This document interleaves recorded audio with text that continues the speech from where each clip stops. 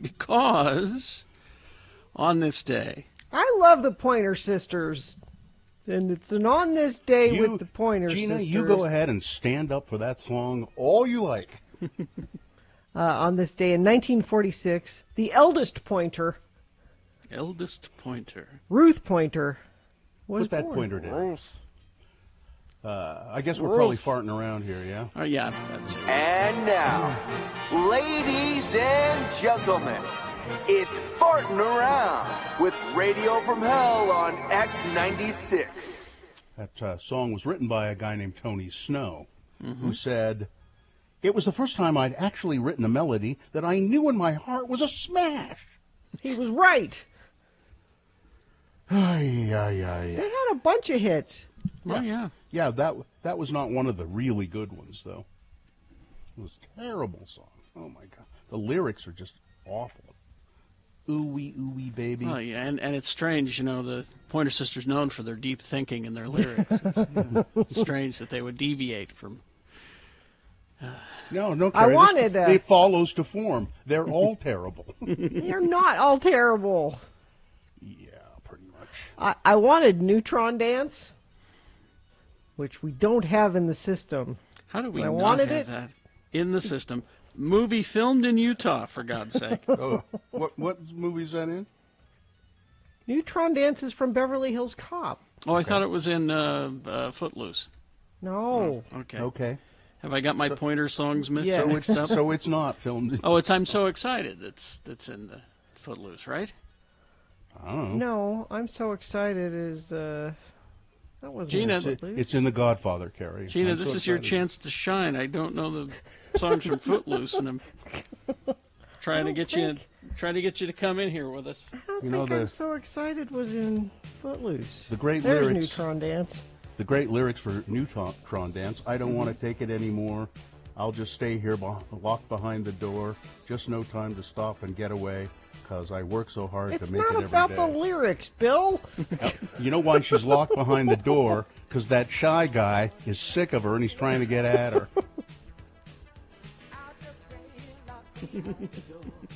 I'm going to watch Beverly Hills Cop today. That's what I'm going to do.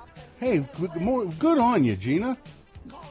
Where are you gonna do that, Gina? Where are you gonna do that? What do you mean, where am I going to do Because How you with gonna the do it? streaming systems the way they are now, good luck finding it. Just finding it. Just you know? finding it? I'll just Google it. It'll show up somewhere, won't Yeah, it? it will. Can't you Google anything and it'll Gina, just I show have an up? app which will tell you where everything is streaming. Okay, tell me where I can watch Beverly Hills Cop today. I'll look it up right now. And thanks for making that pronouncement again. You take those really brave stands. You know what I'm going to do? I'm going to watch Beverly Hills Cop today. Because I think you hate the Pointer Sisters, and I'm guessing you also hate Beverly Hills Cop. No, I So I'm thought it gonna was a do rather two. entertaining movie. From But what I so, see, it's so you on... would watch it to spite me. Is that what you're saying? What, Katie? What I'm seeing is it's on YouTube TV. Okay. So the app is called Just Watch. Yeah. Just download that, and then you can search for any movie or TV show, and it'll tell you where it's available, either for free or for pay. Let's see. So what is it? Beverly Hills Cop? Bev? Yeah. One, not two. Okay. Beverly Hills Please. Cop. There it is. I have standards. You can rent it on Flix. You can watch it now. I don't want to rent it. I want it for free. I want to watch it for free. It is not available for free. No? No. I watched and Coming this to- app will tell you if it's available for free. I watched Coming to America, just speaking of Eddie Murphy Oh, movies. What, the new one, you mean? Yeah. Mm-hmm. Yeah. And- Carrie is Look, properly... Did you watch it too, Carrie? yes, and here's the thing. Was getting good It was reviews. so damn lazy, that movie. It was like, we're doing this because the fans have demanded it, Yeah. and we're having fun Yeah. doing it. You won't be watching it, but we're having fun making it. As a matter of fact, we're going to make another one and have fun. And I don't know if you'll have fun watching it, but It we're going to doesn't have matter. fun making it. And I like the barbershop scene. Those are the best scenes, I think. I didn't finish it, so I know that you only get this barbershop scene at the beginning. Do they come back? Yeah, they come back. Oh well, thank God. Gina, if you really want Yes? to spite me, you'll fork out the $2.99 and watch Beverly Hills Cop. Eddie I know Murphy that's doesn't a big, need my $2.99. it's a big chunk of change. Well, you can get it. You can rent it for $2.99 on Amazon, YouTube, or Okay. Google Play. All right. If I want to own the libs, I'm gonna. Thanks. You'll own me by doing that. That's what I meant. You're Yeah. the libs. I'm gonna own the libs. But Watch that app Beverly is really helpful. I'd advise you both to it's called Just Watch, and it's got I've Everything? yet to- Well, I've yet my- to search for something. That My it doesn't X1 have. box does the same thing. If you just say the name of the movie, it'll pop up options where you can watch it for free. So or you rent can it. you can buy an X1 box or download the app. Gina. I already One have of the two. box, so Well, I don't. know. Yeah. So I'm talking about Gina here. If you already got the box, and that's a nice side benefit that it'll do that. So I came came up to my workstation here today at my attic, and I found this sitting on my. Can you see that on the camera? No, it's blurry. 'cause blurry. of your thing. Pull it back to close to your There- face. There Yeah, you put go. it on your face, and then we can see it. Oh, there. You can see what that is. Yeah, Yeah. a fruit pie. A Hostess apple fruit pie. It's not even your birthday. And this is kind. My wife left this here for me. I'm sure, but it's kind of mean because I'm fasting until like 12:30 today. Does she know that? Yeah, yeah. Well, then why would? I mean, it's think- nice of her to think of you to give you a fruit pie. That's nice. I'll bet it wasn't the wife. I'll bet it was the boy. Oh no, that would be in his stomach. Oh, I thought he would be doing it to be a jerk. You know. Well, he might have it in his hand and think I'm gonna torment Dad and go up and put this. No, I'm gonna eat it. That'd be the thinking there. So. No, I think she knows that I can delay the gratification, and it doesn't bother me that much. It's in a box. It's not Yeah. like it was sitting there on a plate. No, and I like the box. It looks. Yeah, that cardboard's going to stop him. Just enough of an impediment. Well, I'm that kind of maybe- weak these days, Carrie. I may have to have her open it for me. I don't know. I can't. Open it for me. My hands hurt. Oh boy, these are delicious. Though. There are 300 ingredients 300 ingredients. listed on the back of this. It's ridiculous. That's of course an exaggeration, but there must be.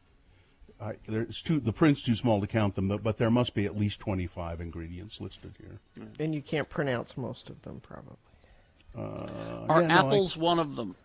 Let's see how far down the list apples are, because that's the way the ingredient list. The very first thing that's listed is the most prevalent in the product. Mm-hmm. So the first thing, if I can read, it's kind of small print: enriched sugar. Okay. Enriched? What is enriched sugar? It's even You can sugarier. have your ordinary sugar, Gina. We have enriched sugar. Yeah, I don't see where apples are in here. I'm sure they're listed here somewhere. Yeah, I'll keep going. I'll keep looking for is them. there apple flavoring? Maybe there aren't apples in it. Maybe Well, even it's apple just- flavoring isn't necessary. It's not even apple based usually. Yeah, Maybe it's like that mock apple pie. Do you remember the mock apple pie? Yeah, on the Ritz Crackers box. We Maybe it's talked like about that. this a long time ago, and we talked to somebody who said, "Oh yeah, I used to make that, and it's really pretty good." I can't see. There's got to be apples in it somewhere. Well, I'm sorry, but we're out of time, Bill. All right. To fart around with this later. Farting around. We'll have to fart around with that later.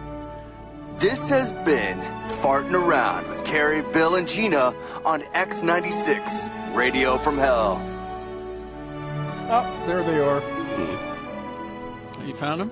Yeah, dehydrated apples. They're about 10 ingredients in.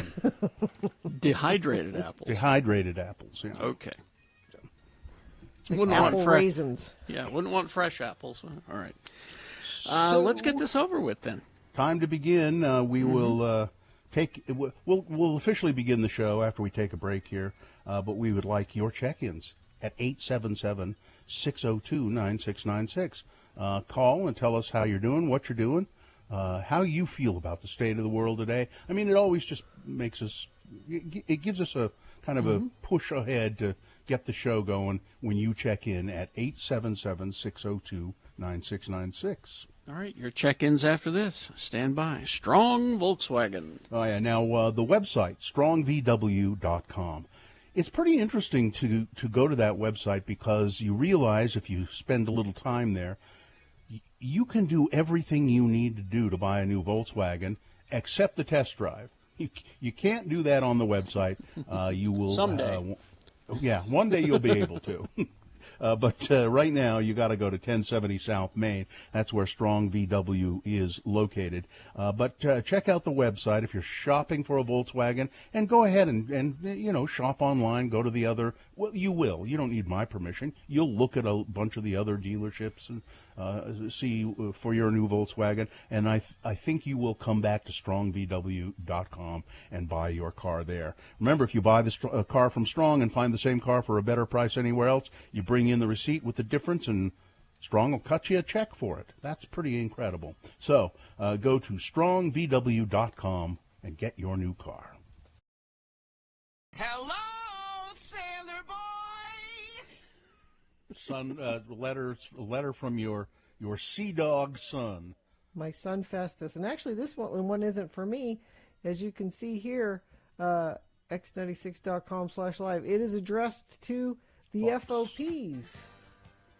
This comes to us from the Recruit Training Command in Great Lakes, Illinois.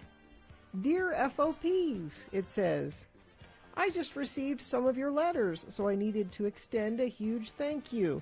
In boot camp, letters really are like Christmas presents after a long day of push-ups, cleaning the floor that's without a doubt already clean, and wearing camouflage that seems to serve no real purpose as everything around here is bright white. But as my mother has told you, the lack of knowledge on the outside world is frustrating to no end, so updates that you sent me really helped out. Peterbilt Brian, I was deeply concerned when I read about your truck stuck in the mud incident. I sincerely hope it's been unstuck.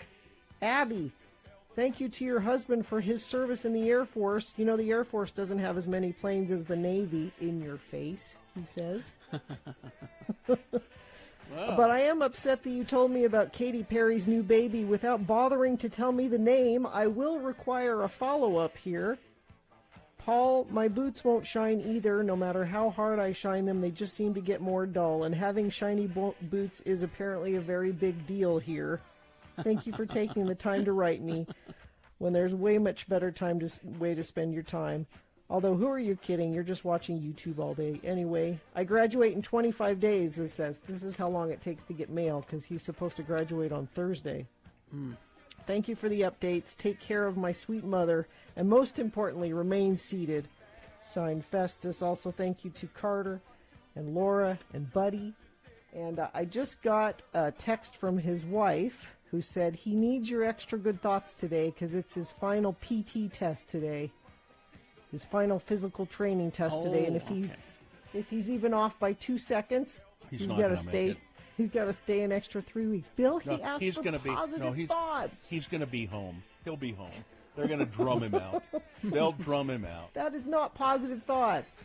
It's my prediction. He will be home for Thanksgiving. If he passes the physical test today, which is like running and jumping, yeah. And then, here's the exciting thing. Battle Stations is tomorrow. Ooh. Now, Battle Stations, it's a simulated ship, so it's not like out on the water, actually.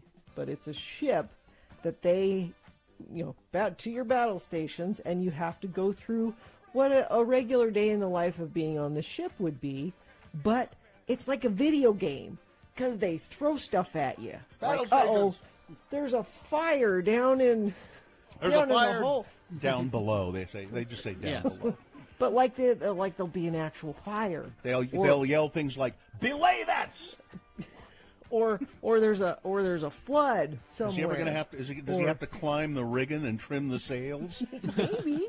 I don't know.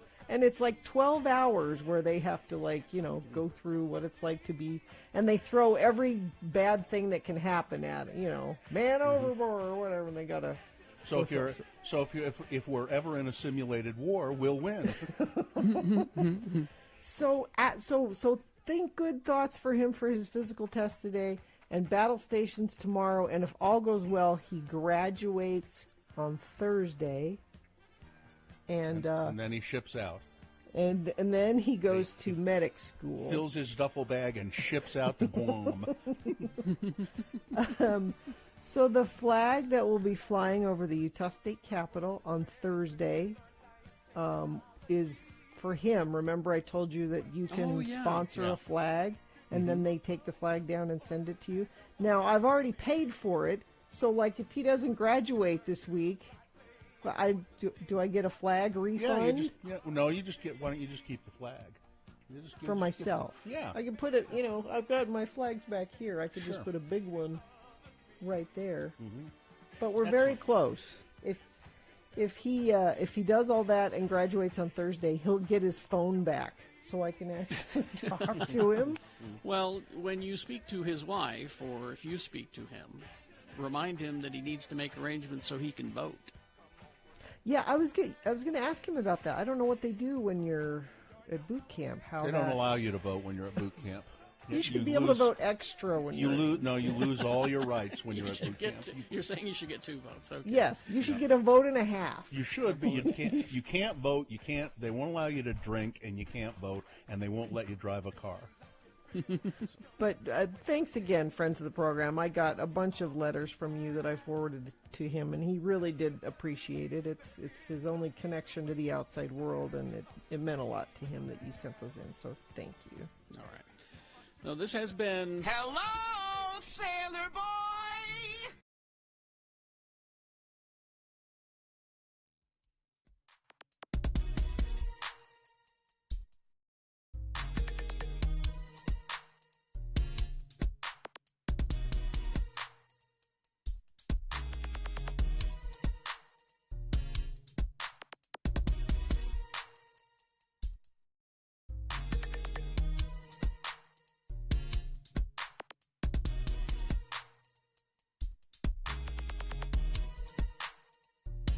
Well, our Mad Marchness brackets aren't nearly as frustrating. No. For you. No. Just go to x96.com and you can vote in our brackets in Mad Marchness. Come on, Hudson, you're not a shooter. See, like that, you can. No. It's frustrating. It's let me check the deadlines for voting for round number 3, which is what we're in right now. Let's get this over with. Yeah, let's start the show, and then we'll go to your check-ins. I know we have at least one person on the line. 877-602-9696. Check in with us. I'm sure there are lines open. You could do it right now. Gina? Mm-hmm. Just go. Do it. Make it happen. The moon is a waxing crescent moon. It's 30.6% of full. We'll have a full moon on March 28th. The moon will rise today at 10:46 a.m., today being Friday. It's the 19th day of March in the year of our Lord Jesus Christ, 2021. 364 days now.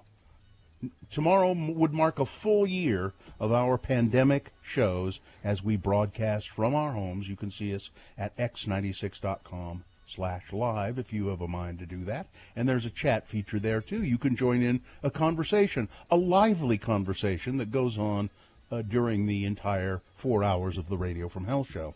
This is the award-winning Radio from Hell show, starring the award-winning Lords of Morning Radio. Carrie Jackson, right there. Hi, Carrie. Gina Barberi, right there. Good morning, Gina. How about a smile? Oh, women love it when you ask them to smile. That's one of our favorite things. You just look kind of sad today. Oh, I'm good. You're good? I'm good. My hair's wet. That's the that's what it is. problem. Hi, I'm Bill Allred. Katie, for short, is our producer. She's there, smiling in our studio downtown Salt Lake. And Skip and Miriam are in the control room doing whatever those mysterious things that they do are. I don't know. Today is Poultry Day, National Poultry Day, celebrating chicken, turkey, and other birds that we commonly consume. Chicken and turkey are lower in fats, and cholesterol than other meats, making it better for your health. They also give you breakfast eggs. Celebrate Poultry Day with eggs for breakfast, a chicken sandwich for lunch, and barbecue chicken for dinner. Don't forget to cook up some chicken fingers for the kids. That's too much poultry for one day, I think. Sounds like somebody's getting a check from Big Poultry. The most famous chicken in the world? The San Diego chicken. Foghorn Leghorn from Looney Tunes. He's a rooster. A rooster is a chicken. Chicken philosophy, which came first, the chicken or the egg? And the favorite dance, of course, the chicken dance. All right, now check-ins. All right. Let's go to, first of all, Jordan. Hello, Jordan. Hi, Jordan. Hello, my lords. How are you today? We're fine. Been inhaling some helium, have you? No, I actually work nights, and to be honest, I'm bipolar, so I have that manicness in me all the time. I see. All right. That means you're lots of fun, though.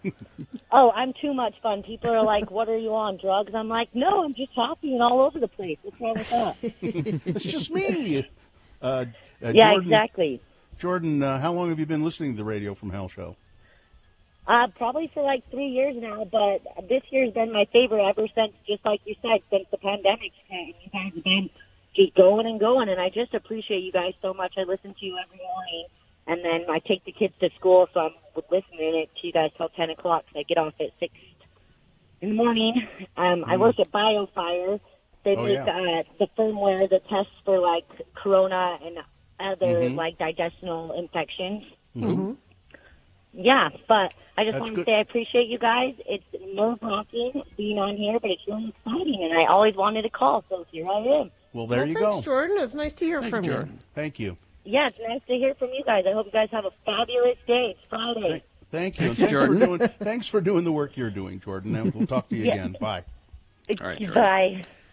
Bye. Let's go to Braden. Hi, Hey, Braden. Hey, good morning, everyone. What's Good up morning. today?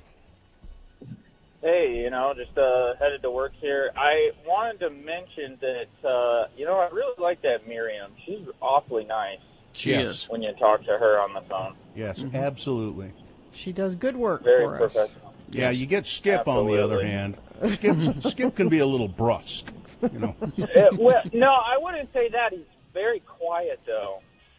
Very Yes. quiet. Very nice young man. Very quiet. Okay, now that we've made assumptions about everyone's gender, let's move on. Okay. Yes. I really also enjoy the sound bites that you play in the morning. That makes me really happy, especially Homer Simpson screaming. Those are epic. That's Good. all Kerry Jackson's doing there. Good, I'm glad you you have like him that. to thank I- for that. Well, I appreciate it a lot. It makes me happy. Yes, thank you. Oh, my God. Thank you so much. Kerry Jackson, who we're assuming is a man. Yes, I'm sorry. I thought, I apologize if I've It doesn't offended matter. anyone. It sounds Doesn't- No, you're fine. It's fine. I thought Jordan, when Okay. Jordan called, was a guy. When, I did of too. the very first All right, moments Braden. of the call. So, Thank you, Braden. Thanks, everyone. Have a great day. yep. All See you right, later. Let's go to, it's Kip. Kip? Is this our old friend Kip Yes. Roper? It is Kip. Yes, Carrie, Bill, and Gina. We Hi, haven't Kip. heard from I you in just- a while, Kip. How are you? I know, well, it's been since Comic-Con, Yeah. since I really bumped into any of you guys, right, with this Yeah. this pandemic. Mhm. And I was leaving the hospital this morning. Uh-oh. On a bad, I lost my stepfather this morning at 4 Oh, o'clock. sorry. Sorry, Kip. He caught the COVID and pneumonia, and a lot of my family from the golf course had it. But I just want to say to all the people out there, let's take this thing serious. Still. Wear don't your stop, masks. Yeah. Whoever, to all the naysayers out there, I want to just, as somebody who has seen it firsthand. But I love you guys. I haven't been up this early in the morning for a long time. So I left McKay-D at 6 o'clock, and I heard the Pointer Sisters. And I'm looking at my radio station, and I'm driving, and I look back at my radio station, and I'm driving, and I'm like, this is... Then I heard one of Carrie's sound bit drops, and I thought, okay, this is, in fact, Radio from Hell show. So, Sorry to worry. And I got in trouble real quick, I got in trouble in the waiting room earlier this morning for when you said farting around. Mm-hmm. Well, I did a couple times in the the waiting room, and my family was quite disgusted with me. So I had to kind of giggle with the farting around this morning because it was the only way to break the ice on. So the story you're telling us about being in the hospital was you cut a couple of farts in the waiting room. Don't do that. Oh, yes. And they were... I spent some time in jail, but boy, it sounds a lot better since I tuned her up. Let me tell you that right now. All right, Kip. I love you guys. Love you guys. Thank you. The golf course Kip was referring to, the White Barn Golf Course in North Ogden. Mm-hmm. Anyway, Kip, lovely to talk to you. See ya. All right. Traffic, Gina, please. Okay, we have a crash eastbound I-80 at 7th East. It's milepost 124 in Salt Lake. It's off to the right shoulder. It's the only accident UDOT is reporting. What are you reporting? You report to us by texting in, if it's safe for you to do that, 33986. Out on the road, the lies we tell ourselves are costing lives. Buckle up, whether you're a driver or a passenger. Learn more at zerofatalities.com. All right, thank you. We'll be back. Big boy news and opinioendo. Also, we'll begin Am I the Boner? At 7:45. Got a story we're going to read to you, submitted by one of our listeners. And the question that this person asks at the end is, am I the boner? And then you all get to weigh in on it. Mm-hmm. You let us know what you think. Is this person the boner? I've heard it. It's a good one. All right. Stand by for all of that after these. Young Subaru at 3920 Riverdale Road in South Ogden. Or you can go to youngsubaru.com. Now, if you're considering buying a newer used vehicle, think Young Subaru. Start your adventures in a new vehicle. Takes you off of the beaten path. I mean, we got hopefully the COVID's going to be going away soon. You'll be going up the canyon and then taking trips and all of that. There's never been a better time to get into a brand new all-wheel drive vehicle. That's one of the things I've always loved about the Subarus, and I've owned 3 of them. Right now, Young Subaru, you can lease the new 2021 Subaru Crosstrek CVT for only $209 per month, so be sure to see the dealer for details. The Subarus, of course, consistently rated #1 for customer satisfaction, and like I said, I've owned 3 of them. That says a lot right there. For your safety, they try to work by appointment only. So they sanitize 3 times daily. They offer free pickup and delivery sales and service. So if you're thinking about a new car or a used car, browse the inventory. Set your appointment today at youngsubaru.com. Non-stop. It is the 23rd century. Humans have left the lowly confines of planet Earth and have sought their destiny among the stars. While many things have changed, one constant remains: the need for young men to venture forth and do the work of the Lord. This is the tale of 2 such men who at the age of 19 have answered the call of their general authorities and are embarking on a 2-year mission to spread the gospel throughout the galaxy. This is the story of Space Elders! Today, we join our elders as they are about to encounter the Borg for the 2nd time. Man, these Borg ships sure are sparsely decorated and poorly lit. Well, I sure hope we get to spend more time with the Borg this time. I mean, last time we didn't even get to the first discussion. I am 5 of 7. I am here to show you the way. Hey, that's why we're here, too. Hello, Mr. 5 of 7. We met your cousin 3 of 7 last time. I'm Elder Christiansen, and this is Elder Jensen. Hi. We represent the Church of Jesus Christ of Latter-day Saints. You know. The Mormons. Oh. Yes, your exploits are known throughout the collective. Hey, Lehigh, we're famous, huh? All Borg are one. Whatever one experiences becomes available to all. Well, that would speed up fasted testimony meetings. Say, where are you taking us? To her chambers. She is expecting you. I don't like the sound of that. Welcome, elders. I have been anticipating your arrival. Hi, ma'am. I'm Lehigh, and he's Butch. Hi. I have wonderful plans for you boys. Together we will rule over the perfect Borg galaxy. Well, I hope this can wait until after our mission is over. Ma'am, who exactly are you, and why do you have plans for us? I am the Borg. Well, I thought they were the Borg. They are, and I am.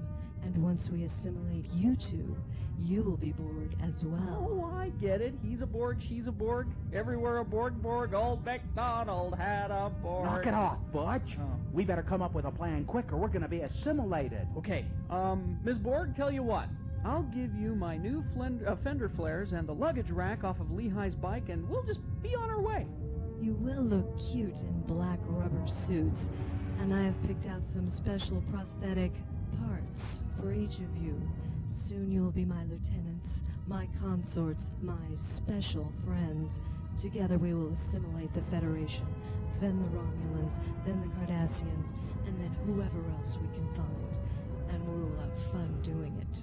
Hook them to the assimilator. Hey, come on, let us go! Nothing like the assimilation of new young men to make one forget about how Locutus left me without saying goodbye. Something is wrong. The assimilation process has failed. They have already been assimilated by a stronger force than the Borg. Quick, shut down the machinery. The feedback could contaminate the collective.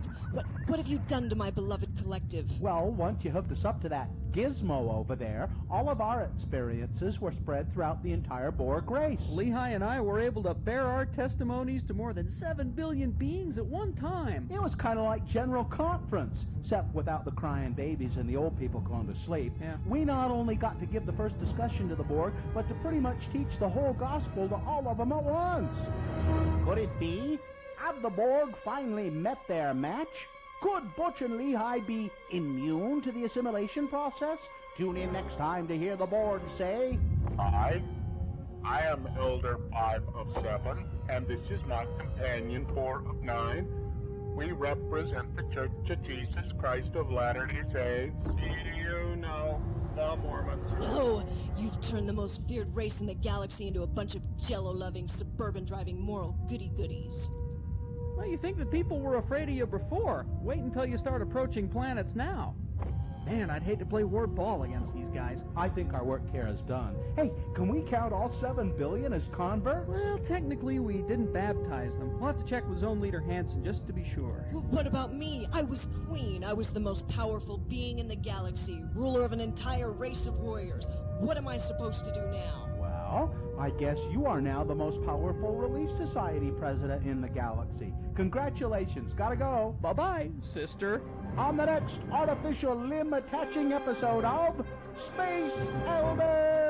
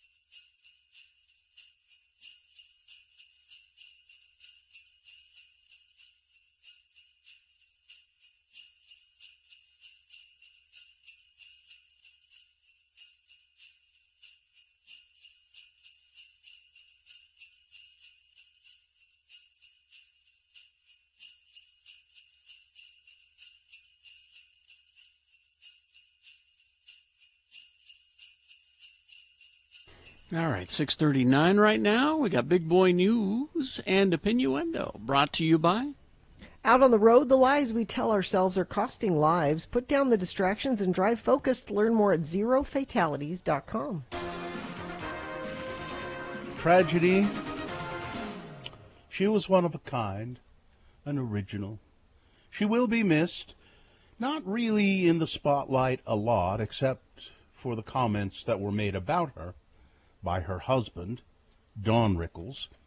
Barbara Rickles, the widow of Don Rickles, a fictionalized target of his insults, died on Sunday, which would have been their 56th wedding anniversary at her home in Los Angeles. She was 84.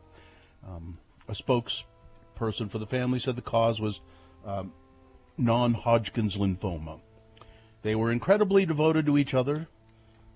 She was the perfect woman for Don and vice versa. She met Don Rickles in Philadelphia, and they married on March 14th, 1965. They apparently had, now he was always on stage criticizing her and talking about her, but apparently they had one of the happiest marriages in show business. Barbara and Don would often go out to dinner with Bob and Jeannie Newhart. And I want to go to dinner with them. That sounds like a good dinner. You can still go to dinner with Bob Newhart. Bob, Yeah. I'm not sure about Ginny. Oh, why? Bob should be on somebody's Deadpool. Now that I think about it, I was just writing it down, actually. Oh. Don Rickles, known as Mr. Warmth. Mm-hmm. Of course, he died in 2017 at the age And of Mr. 90. Potato Head. Yeah, the voice of Mr. Potato Head. So Wheel of Fortune producers are saying to Pat Sajak, "Hey, Pat, why don't you take a break? You know, take a little break from the show." Apparently, Pat Sajak has been not quite on his game. There were reports that he, on the air, made fun of a contestant who lisped by doing a lisp. And he's a little harsh with contestants now, lately, and he's been making a few mistakes in how the game is played. So I think producers are apparently How could saying, he make "Take a mistakes break." after all these years?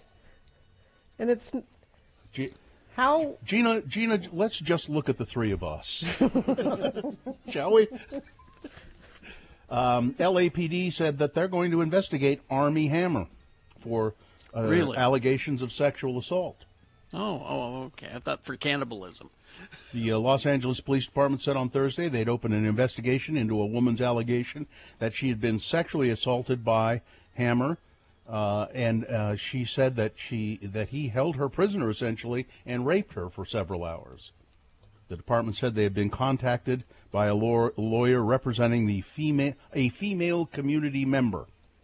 After speaking with the woman, the department said, "Well, so it's credible enough. We will investigate Armie Hammer."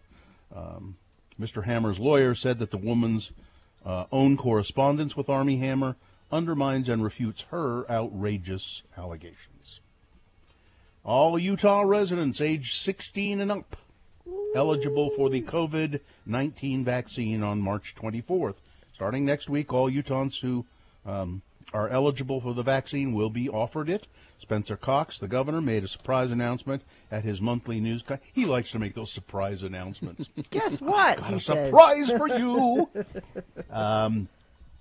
He said, "We need to embrace the chaos a little bit." I don't know what he means by that.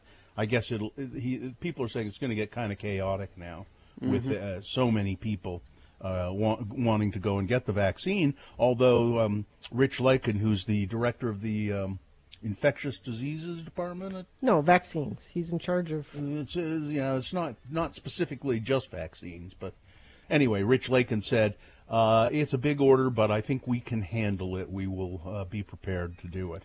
I saw this posted yesterday, and don't read the comments, because this is like a good news thing being posted on all these news sites, and the comments are, "Yeah, no thanks.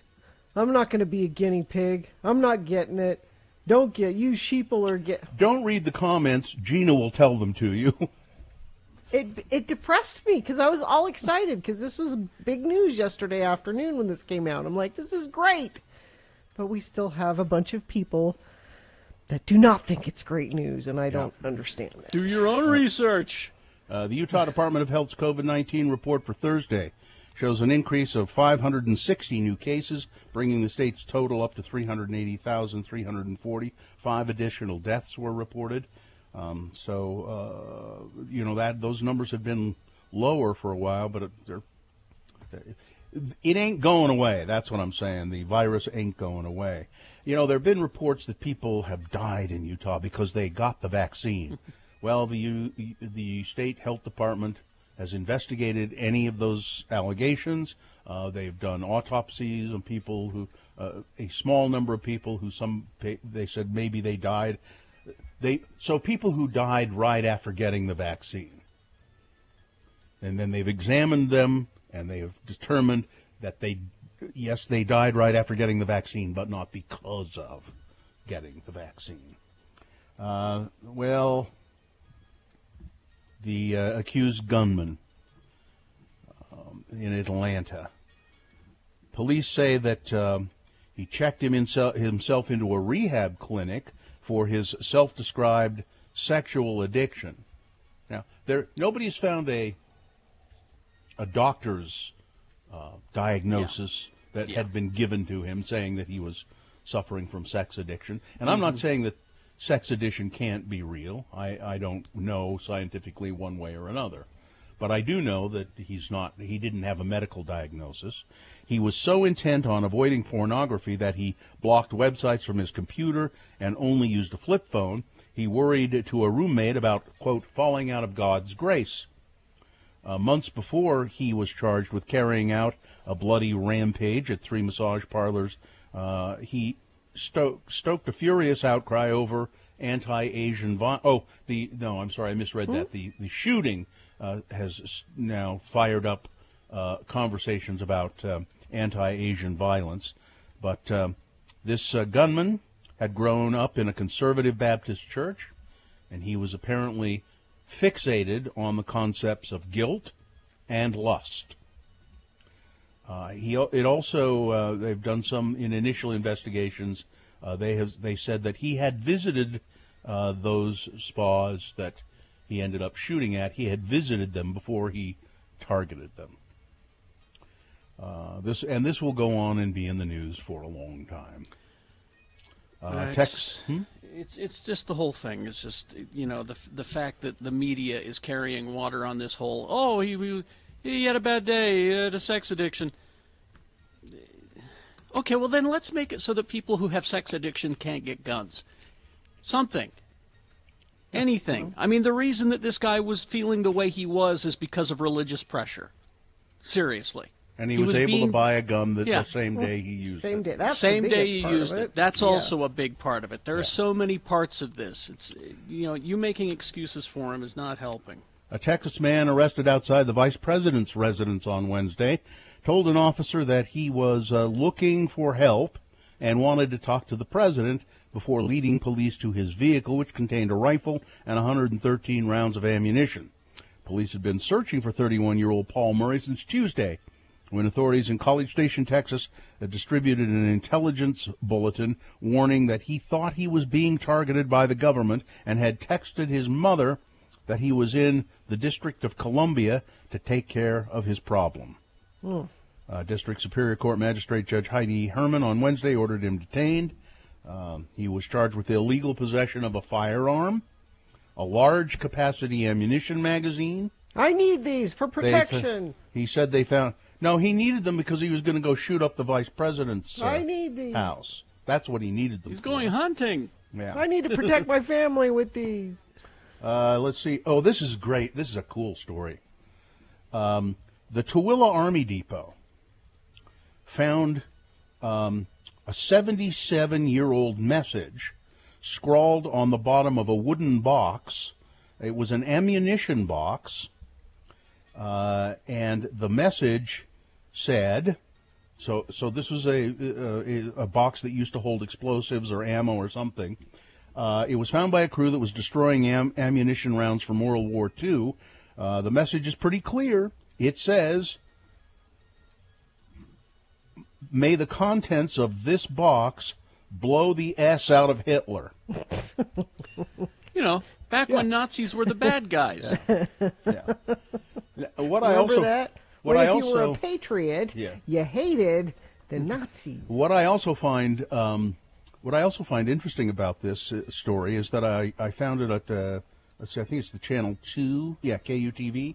So they, in the writing of the story, they spell it S blank blank blank blank, you know, but they show a picture of the ammunition box, and the word is clearly there. They don't blur it out or anything. Well, it's because it's in cursive, and kids can't read cursive anymore. So it's. That's true. I mean, this goes to show you the infantile it's ridiculous. thinking of our society. Not Channel 2. I'm not criticizing them. It's that somehow we can't say that S word on the radio because, you know, it's one of the most. You've heard your grandmother, as George Carlin used to say. You've heard your grandmother say that word. She drops the casserole in the kitchen. The glass goes everywhere. Oh, S, she says. It just happens. And this is a great story, too, and then we'll wrap it up. A Texas museum has had to remove a wax figure of Donald Trump because visitors keep punching it. Wait a minute, this is in Texas? Yeah. They should sell tickets to that. They should encourage it. A wax museum in downtown San Antonio removed its wax statue of former President Trump after it was repeatedly vandalized. Louis Tussauds Waxworks pulled the figure from public view after it sustained multiple beatings. The scratches on the Trump figure's face were especially damaging, said Clay Stewart, the regional manager of the parent company from Ripley's Entertainment. When it's a highly political figure, attacks can be a problem, he said. People kept punching Donald Trump. But in Texas, that's what surprises me. All right. All right, that's it. Sports weather traffic. Well, the food legend proved once again he is still the king, devouring more than 30 boneless wings in 90 seconds at the eating competition, beating out teams of massive football players.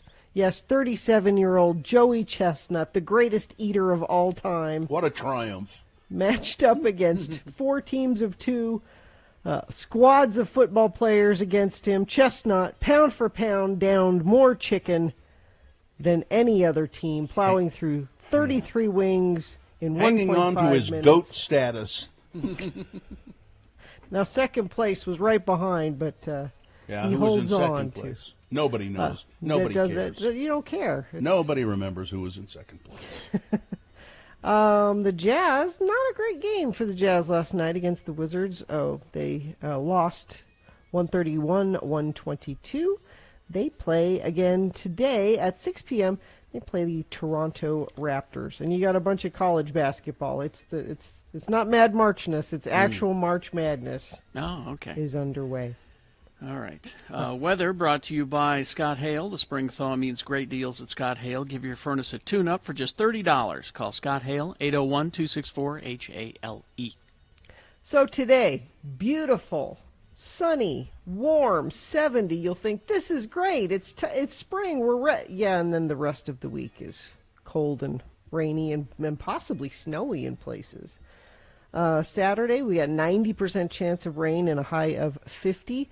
Sunday, a slight chance of snow showers and 46 for a high. And those cooler temperatures continue, it looks like, through the first part of next week. Traffic, only one accident to tell you about. That's crash eastbound I-80 at 7th East, milepost 124. It is off to the right shoulder. And you can send us traffic if you see anything. We appreciate it when you do. You guys are smart. You're eagle eyes. You let us know. But make sure it's safe for you to text when you send those in. 33986 is where you do that. Out on the road, the lies we tell ourselves are costing lives. Put down the distractions and drive focused. Learn more at zerofatalities.com. Okay. It is time now for that new feature that we completely ripped off. Am I the boner? Now, you pulled a boner tonight, and you know it. All right.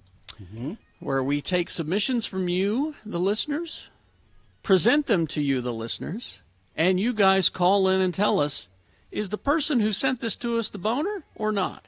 They really want to know. They need your help. Mm-hmm. So we received this email the other day. And by the way, you can email to radiofromhell@x96.com and give us your Am I the Boner stories. This one says, I tend my 2 grandkids every Tuesday so that Mom, who works graveyard, can sleep, and Dad, who works from home, can get work done. The 5-year-old has mentioned several times how, quote, Mom and Dad don't like the things you do, like eat our stuff. I was hurt, so I started bringing my own food. Mm-hmm. I tried feeding a bite of yogurt that they had in the fridge to the 1.5-year-old, and she didn't care for it. So I closed it, put the lid back on it, and put it back in the fridge. Next time I go to tend the 5-year-old, he scolds me for taking bites out of the yogurt. And then she said, Dad says it looks like something Grammy would do, and they threw it away. I initially said I wasn't coming anymore. Oh. I just can't believe where they got these manners. But then I decided to return because they do a lot for me, and I love seeing the kids. They never visit my house, but I want to know, am I the boner? Hurt Grandma. Am I the boner? No. We're not the boner. Well, if you want to weigh in on it, 877-602-9696 is the number. Let's see. You're watching their kids. They're not paying you. You have a yogurt, Grandma. Jeez. Let's see. You're making a big deal out of that. I'm trying to look at the other side of it here. It's pretty hard. Well, let's let the listeners weigh in and see, and then we'll also weigh in the next break. So 877-602-9696. Grandma wants to know, am I the boner? Yeah. 877-602-9696. Traffic, please, Gina. Just that one accident, a crash eastbound I-87th East in Salt Lake off to the right shoulder. Other than that, things are moving well. If you're somewhere where they're not moving well and you want to tell us about it, text it to us, 33986. All right, so we'll take a break, and we will be back with Am I the Boner? And your replies at 877-602-9696 coming up, along with round one of the actual boners and Big Boy News coming up, KXRK Provo. So the other day, my husband makes a pronouncement, Dr. Jones. He says, our family is going to start a new bedtime ritual, and it involves golden milk. You do this while you're clothed? Yes. Okay. And I said, what is golden milk? Now, I've heard of it. Then you brought it up yesterday, and so I looked it up, and I bought the ingredients for it yesterday. Because it sounds delicious, doesn't it? Golden milk is a traditional Indian drink that has its roots in Ayurveda, health practices, ancient healing, a blend of hot milk and ground turmeric. Now, this recipe that I have, shall I read it and see if it's similar to your husband's? Yeah, let's see what yours. So it goes on to talk about the benefits of golden milk. Turmeric is a known anti-inflammatory. Which is a good thing to have before bed. Yeah. So you take a cup and a half of light coconut milk. Canned is best, but carton works fine, that says. 1.5 cups of unsweetened plain almond milk. 1.5 teaspoons of ground turmeric. A 1/4 teaspoon of ground ginger, or fresh if you would care to do that. There's a way to do that. 1 whole cinnamon stick. 1 tablespoon of coconut oil, and a pinch of black pepper. Then sweeten it with anything pretty much you like. It suggests here coconut sugar, stevia, I guess stevia is like non-caloric. Yeah.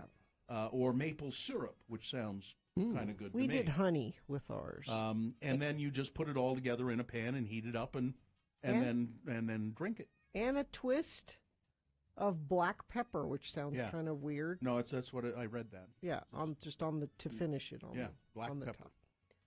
Sounds And good.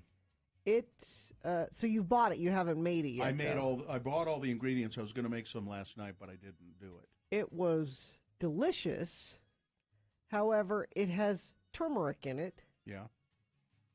Which stains everything it touches. Yellow. And I said to Mohammed, you have to drink this at the counter. You can't carry it into the living room. You can't take it to your room. Yeah. Your golden milk has to be. And he said, well, I want to go sit by the fire. And I can see what, because, yeah, you want to sip a little hot drink by the. No. You have to sit. And so did he? He did. Okay. And managed to stay in things anyway. And we all finished our golden milk, and we all liked it. There's something about it's the old thing of having a warm milk before bed. It says here it's creamy, comforting, coconutty, and it has a ginger infused, slightly spicy and sweet flavor. It's delicious. But I looked at all of our cups after. Yes. And they were all orange. No, you need to use black cups. And I said to the kids, if this becomes a nightly Jones family tradition, I'm going to have to supervise the drinking of it as well as the teeth brushing after it, because we're all going to end up with orange teeth if we're not careful. Here's what you need to do is make sure you drink it. Use the same cups every time, so it doesn't matter if they're stained. These are our turmeric golden milk. These are the golden milk cups. Yeah, golden milk cups. Yeah, I can't wait to try it. I think I'll make some Indian food tonight and then have it after dinner. I think you'll love it. And it sounds great. I actually took mine and had it in the bathtub and sipped it. I told you have to have it at the counter. You cannot take it to the bathtub, as nice as that may be. Yeah. No, it was. I don't understand lovely. why there's a double standard for parents and children, and there just shouldn't be. That's not fair. There shouldn't be? No. I paid for all the things in the house. If I spill turmeric on them, I paid for it. If my kids spill turmeric, it's been a long-standing rule. If you spill turmeric on something, you pay for it. You turmericed it, you bought it. So that's on a day like today when it's kind of snowy and overcast, just think of ending your day with a nice cup of golden milk. Just look up golden milk. You'll find any number of recipes. I've just come to the conclusion that your husband is a hippie that showers regularly. Yes. He is. Are you sure about the showering thing? Yes. He is.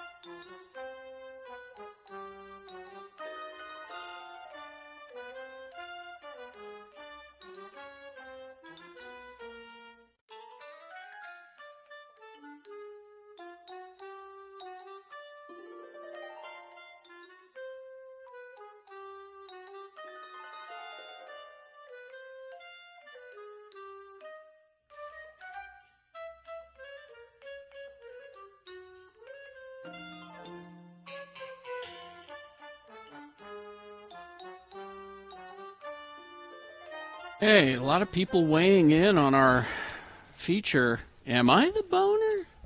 877-602-9696. Let me just read through the letter really quickly again. It's a letter from Hurt Grandma, and it says she tends her grandkids every Tuesday, and she says the 5-year-old said to her, "Mom and Dad don't like things you do, like eat stuff." She said she was hurt by that, but she tried to put it out of her mind. Next time she goes, the 5-year-old says, "You were taking bites out of the yogurt in the fridge. Dad says it looks like something Grammy would do," and he threw it away. She says, "I'm extremely hurt because of what the implications here, that they don't trust me. Am I the boner?" Now, I thought about this for a minute, and I thought, well, wait a minute. You're taking the word of the 5-year-old here. That's one of the texters brought that up. It says, why would a 5-year-old make that up, though? I don't know. Maybe he's a psychopath, he or she. I don't know. Yeah, because that's one of the texters says the 5-year-old's the boner. Learn to keep your mouth shut, you little squealer. I'm sure Dad has a problem with Grandma for some reason. Like, this but is Dad is your not grandma saying. But Dad has not said anything about it. So he's being, I don't really like your mother, but, and maybe the little kid's picking up on that. But he isn't saying anything to the grandma. Dad isn't. So. Now here in our chat room, somebody brings up maybe they're germaphobes and Grandma doesn't get it.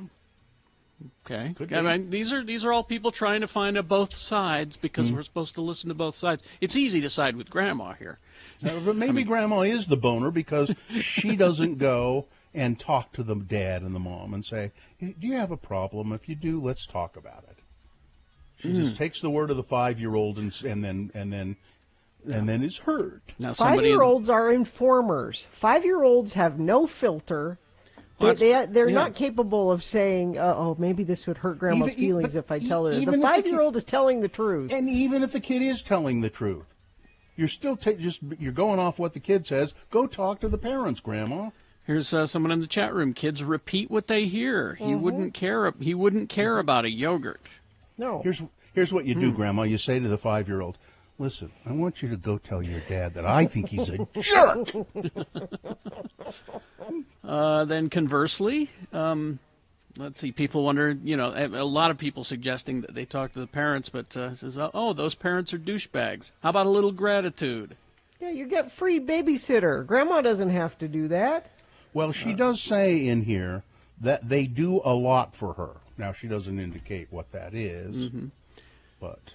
she's not the boner. My mom eats all of our food and does weird stuff like taking bites out of yogurt and putting it back. But she is spending quality time with the kids while making them happy, so who cares? And I would never say anything negative about my mom to my kids. They love her and don't need to... our texts. Anybody want to weigh in on the phone? 877-602-9696. No? Your mom fed you when you were a kid. You can feed your mom when she gets older. Seems only fair. Okay, but again, now I'm taking the side. I'm thinking the grandma is a little bit of a boner here. Oh? That's because she's just dealing with the words of the 5-year-old, whether the 5-year-old is telling the truth or whether the 5-year-old is being accurate. It doesn't matter. You're getting your feelings hurt based on what a 5-year-old is telling you. Okay. Go talk to the parents. Go talk to mom and dad. Here's a good helpful bit of advice. Grandma should say nothing and just take them out of their will. Take them out of her will, just secretly. Let's see. Here's a text that really latches onto it. Open communication fixes this. Jeez. Yeah, without that, we wouldn't have a feature, okay? If y'all were communicating with each other, we wouldn't have a lot to talk about now, would we?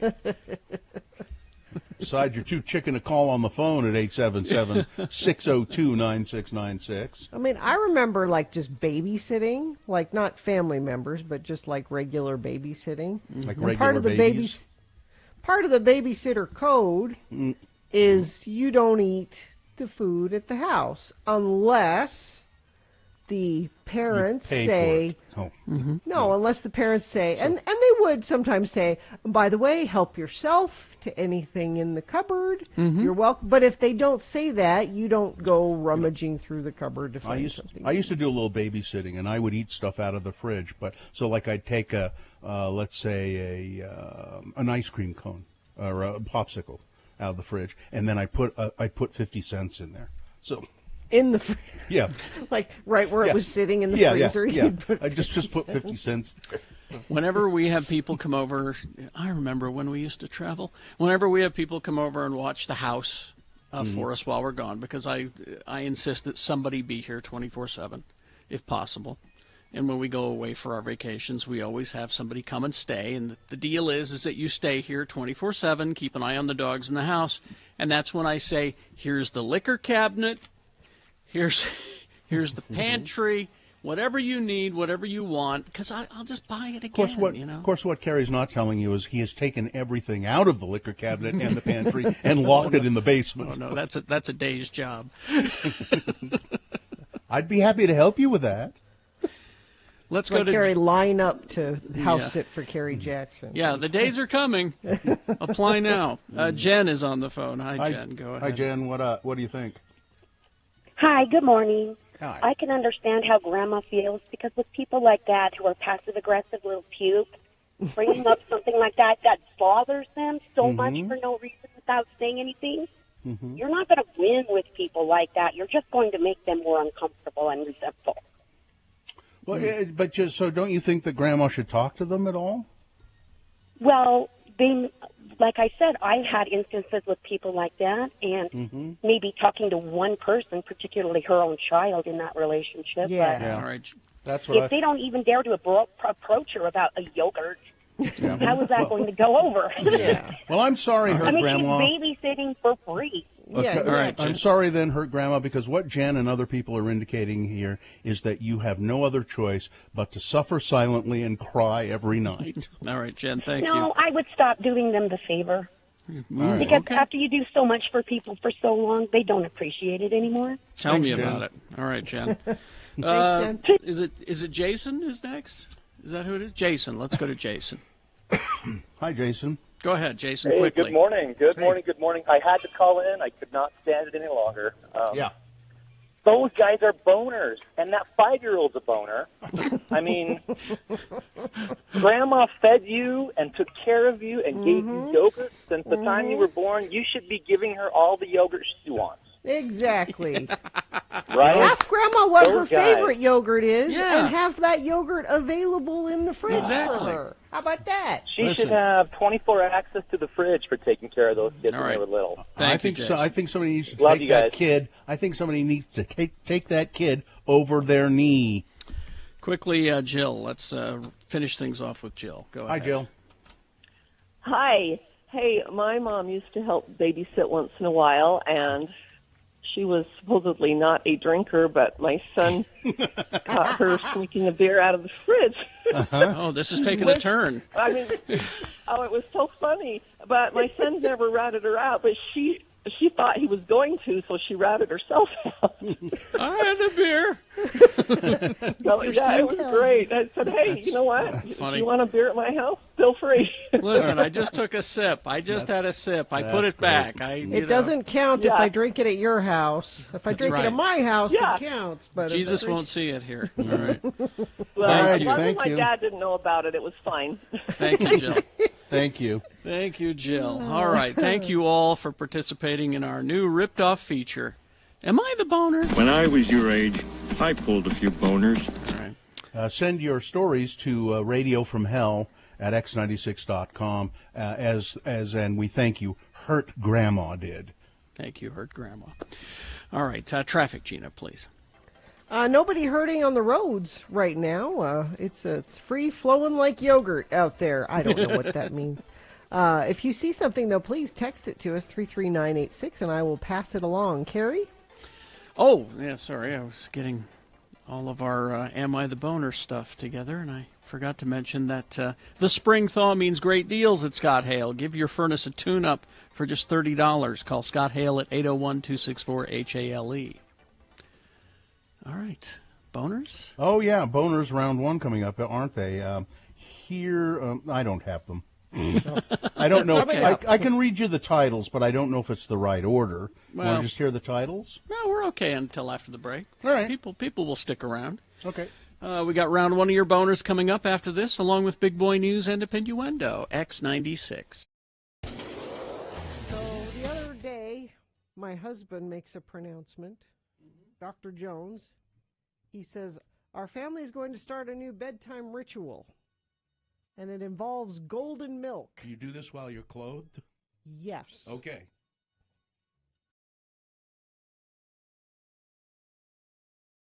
From celebrities to moms right here in Utah, more and more women are consuming their placentas in pill form. Don't do that. Listen, I want you to hear Okay, these. I want you to, okay, wait, don't go on. Even if there's something about eating your placenta, you would have to do it the way your dog does it when she has puppies. Yep. If there's anything to it, drying it out and putting it in a pill kills whatever good thing you think it does. medical expert Gina Barberi, listen to the testimonies of these women, All Gina. right. The placenta, for those of you who don't know, is an organ that grows inside the uterus while a baby is developing. The placenta gives nutrients to the baby, and some believe... Some believe. People are saying, and I'm hearing.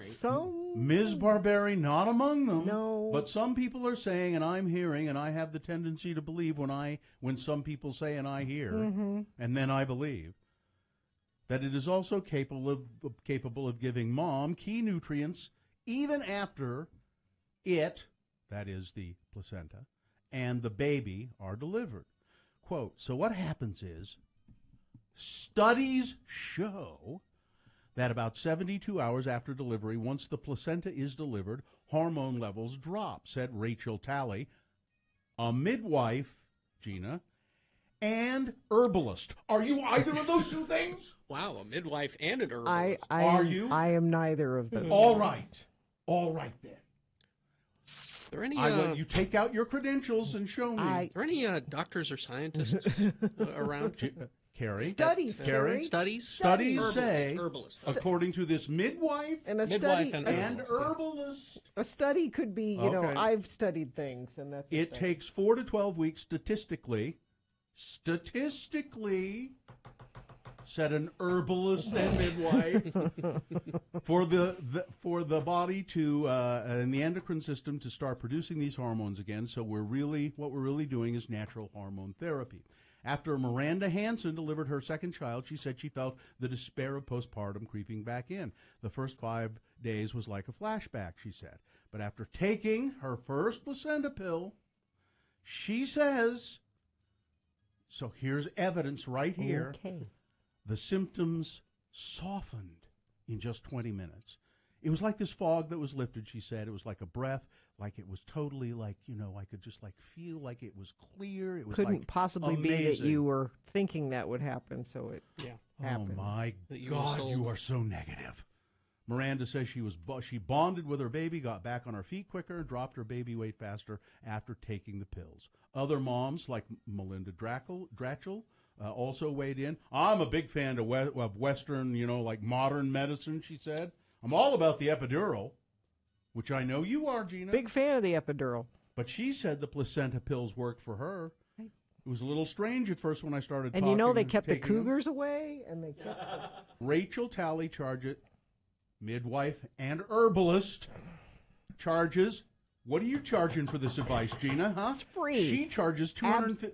Okay. How much and does she that's what it's charge? worth. And that's what it's worth. How much does she charge? I'm That's curious. what your advice is worth. Because her advice, midwife and herbalist, $250 for her services. She said a placenta typically yields about 200 to 300 pills. Some hospitals won't release the placenta, but if they do, and if it's handled correctly, the health department said they don't see a risk in consuming your own placenta, but they do caution folks not to share their placenta with somebody else. Please let me have some of your No. placenta. No. Come on. No, don't share. No placenta sharing out there. Okay, Rachel Talley, midwife, herbalist, and placenta encapsulator. and making money off of it. She is. Oh, wait, that couldn't possibly have anything to do. She is a placenta encapsulator as well. A placebo encapsulator. Yeah.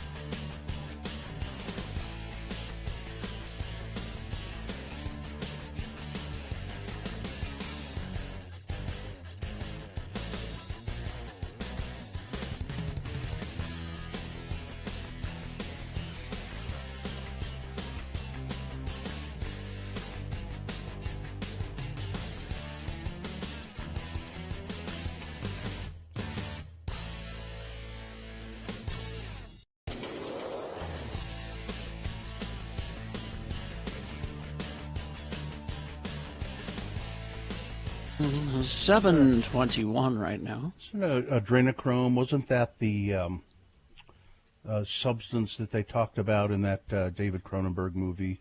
The one that Debbie Harry was in, Videodrome. I don't remember. I think that was like it was adrenochrome. Yeah. I don't remember. That's what the Google machine is for. It was the new drug. It is time now for round one of your boners. Presenting to you now 3 news stories. These are examples of bad, stupid, or funny human behavior, and you will decide with your vote. Of these 3 candidates, which one is the worst? Which one deserves to go forward to Boner Fight and possibly become Boner of the Day? Winning here secures it a spot in Boner Dome. It's not Boner of the Day yet because round 2 happens at 8:20 with 3 more candidates. We'll get a winner there as well.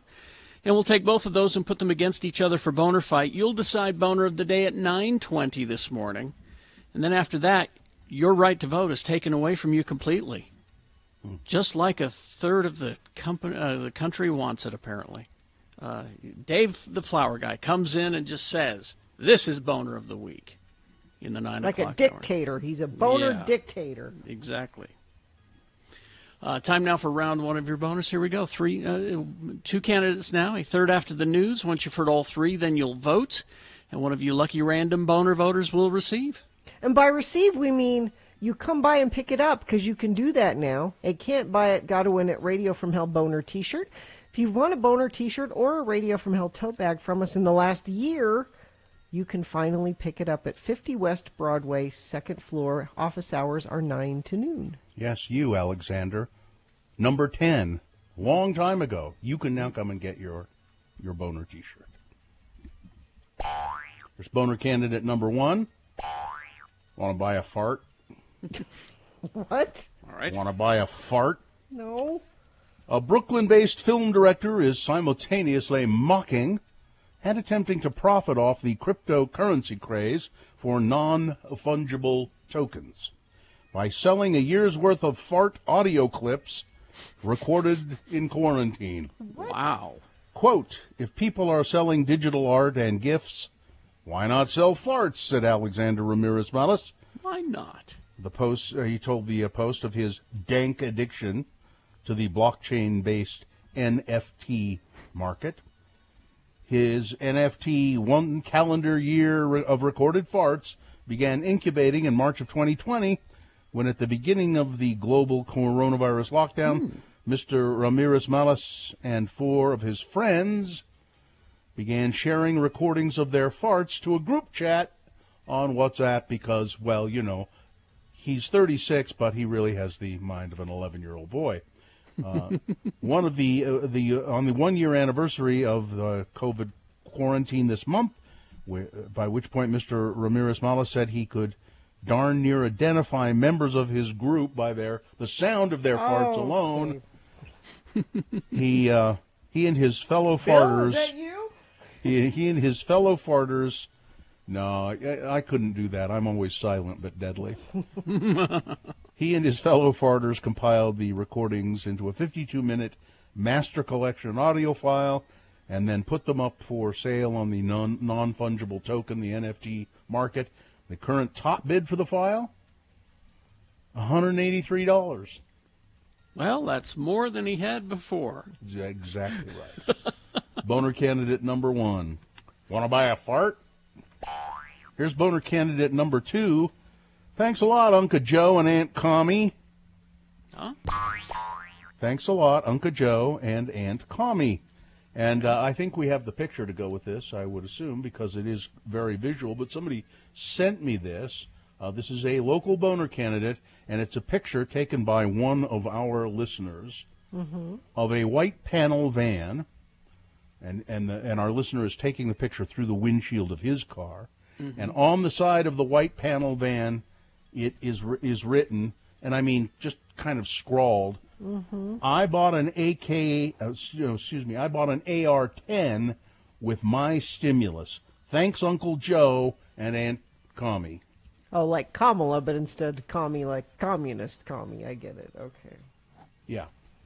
Yeah. So that's the boner right there. Just whoever did that to that van, thanks, Uncle Joe and Aunt Commie. Well. Boner candidate number 2. All right. Coming up in a moment, boner candidate number 3. We're not going to teach our kids to hate themselves and their country. Boner candidate number 3 for round 1 coming up after this. Big Boy News and Opinnuendo brought to you by... Are you searching for Pokemon? Locally owned Haster Games has the best selection of Pokemon, Dungeons & Dragons, Magic, and more. Shop online at HasterGames.com or visit the store 6831 South State. Curbside service is available. Well, they say the greatest of all time skateboarder is Tony Hawk. Mm-hmm. And that's probably true. I met Tony Hawk one time years ago. We were doing a radio station promotion, and he was in town. I think that's when he was opening his store at the Gateway. And he also did a big skateboarding demonstration deal. I think he was opening one at a mall, too, another mall in town, because I remember this being out at the Fashion Place Mall or something. And he did some skateboarding then on a half-pipe ramp thing, and he was great. And he was in his probably late 30s or 40s then. Well, he has completed what he is calling, Tony Hawk has, his last ever Ollie 540. And he's 52 now. He first nailed that move back in 1989.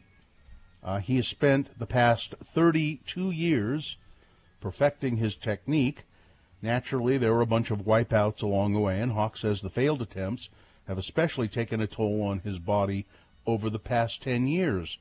Because he has continued to skateboard. As a result of that 32 years of attempting ollies and so forth, Tony Hawk has officially decided to retire the trick. He's not going to do it anymore. But he said, I want to land it one more time. In true Tony Hawk fashion, he was able to step up to the challenge and complete the trick. And then he said, it's kind of sad. I'm a little sad. And then he kind of started to cry. Said, that's the last time. Cry? Yeah. He said, that's the last time I'm ever going to do that trick. The trick he invented, and a trick that's meant a lot to him and made him famous. Yeah, you don't think he should cry? Well, I got emotional knowing he's going to do it. He did it the last time, I understand that 100%. Okay. Yeah. And I don't know, I really don't know much about Lana Del Rey. But I do like this. It says here, this is a review of her new album. The reviewer's calling it a pop masterpiece. Hit-laden, but I love the title, Chemtrails Over the Country Club. I like that title, so I might give that a listen from Lana Del Rey. The clearest sign that the coronavirus pandemic could get worse. I mean, after weeks of falling down, coronavirus cases are kind of sneaking back up in Michigan. The surge there, along with some troubling signs in New York and New Jersey, serve as reminders that Although the long-term outlook is promising, the pandemic is not really quite over yet. No. The COVID Tracking Project offers a comprehensive analysis of the Michigan surge. 3 important things to know from that. According to the federal data, hospitalizations in Michigan are up 45% from their February low. Although genomic data in the United States are limited, the preliminary figures suggest that the B.1.1.7 variant, also known as the UK variant of the coronavirus, is widespread in Michigan, and overall the state has doled out first vaccine doses to the majority of its residents who are 65 and older, which could help reduce the deaths, but only 28% of black residents in that age range have already gotten their first shot. So these are troubling signs that the coronavirus... Now, Michigan, I think, is the only state that's shown a spike in infections. Everybody else is pretty well leveled out, maybe even gone down a little bit. But here, we had excellent news yesterday that should be shouted from the rooftops, that everyone 16 and older can get a vaccination. Now, I don't think anybody's going to hear you, Gina, unless you go outside and climb up on your roof.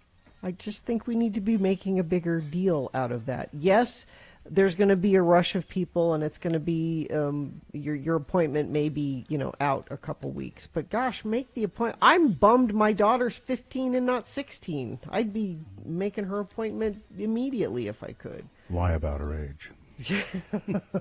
2004. Anesthesiologist James Laidler submitted an alarming report to the Vaccine Adverse Event Reporting System.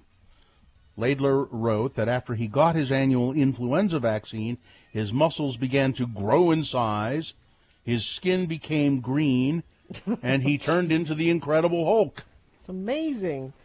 Laidler's intent was not to notify the government of... Yeah, there's the Incredible Hulk action figure there. He was not trying to really say that he had turned into the Hulk. He was trying to show that the Vaccine Adverse Event Reporting System is really nothing you should take very seriously. Kind of flawed, huh? Yeah. Because it's where a bunch of anti-vaxxers go to say, see, this is why you shouldn't get a vaccine. Yeah, that's so. And there's one in England too called Safe Calm or something like that. So anybody can go on there and report adverse side effects to vaccines. Anybody, and they don't check to see whether you're telling the truth or not.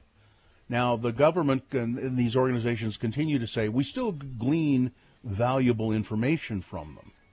We look at each one, and many, like Mr. Laidler, we got, that's stupid, but we do find things that are important, and that's probably true. But also take into account when anti-vaxxers say that they have evidence that they have, and they cite these studies, they're lying. It's not a study. It's not a study. It's an anecdotal. It's just a survey. Comment board. It's like calling into the Radio from Hell show and telling us about your symptoms. But that's enough to do, to make people freak out about it. Yeah. Same with elections. They say, oh, maybe there was in Pennsylvania, and that's all it takes. I see it pop up on Facebook all the time. Oh, yeah. People citing that site as, see? Exactly. It's Easter, so you're going to get the Reese's Peanut Butter Cups, right? You bet. Well, the new Reese's Peanut Butter Cups, they're coming in carrot shape for Easter. Does that count as a vegetable? That's what I want to know. Yes.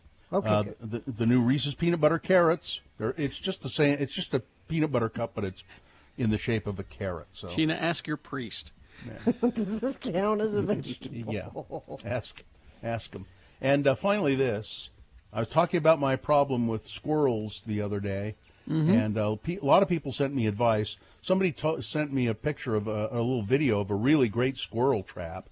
Did you see this? It was on the side of a fence, and the squirrel comes down onto this little device, and as he approaches the food that's been set out there as bait, it triggers some kind of a spring, and it just catapults the squirrel out of your yard. Well, that's not nice. I don't care. But somebody also sent me this: winning recipes from the World Champion Squirrel Cook-Off. Oh? Yes, there is such a thing. How do squirrels learn how to cook? I mean, using a grater and all that, that would be complicated. Carrie. No, you're misunderstanding. It's recipes using squirrel meat. Oh. Squirrel meat. That's very the winning team last year, the Nutty Cheek Squirrel Squad, Big Time Barbecue, and Rawhide Nut Pirates, took home first, second, and third prizes respectively. The first place recipe was braised squirrel tacos.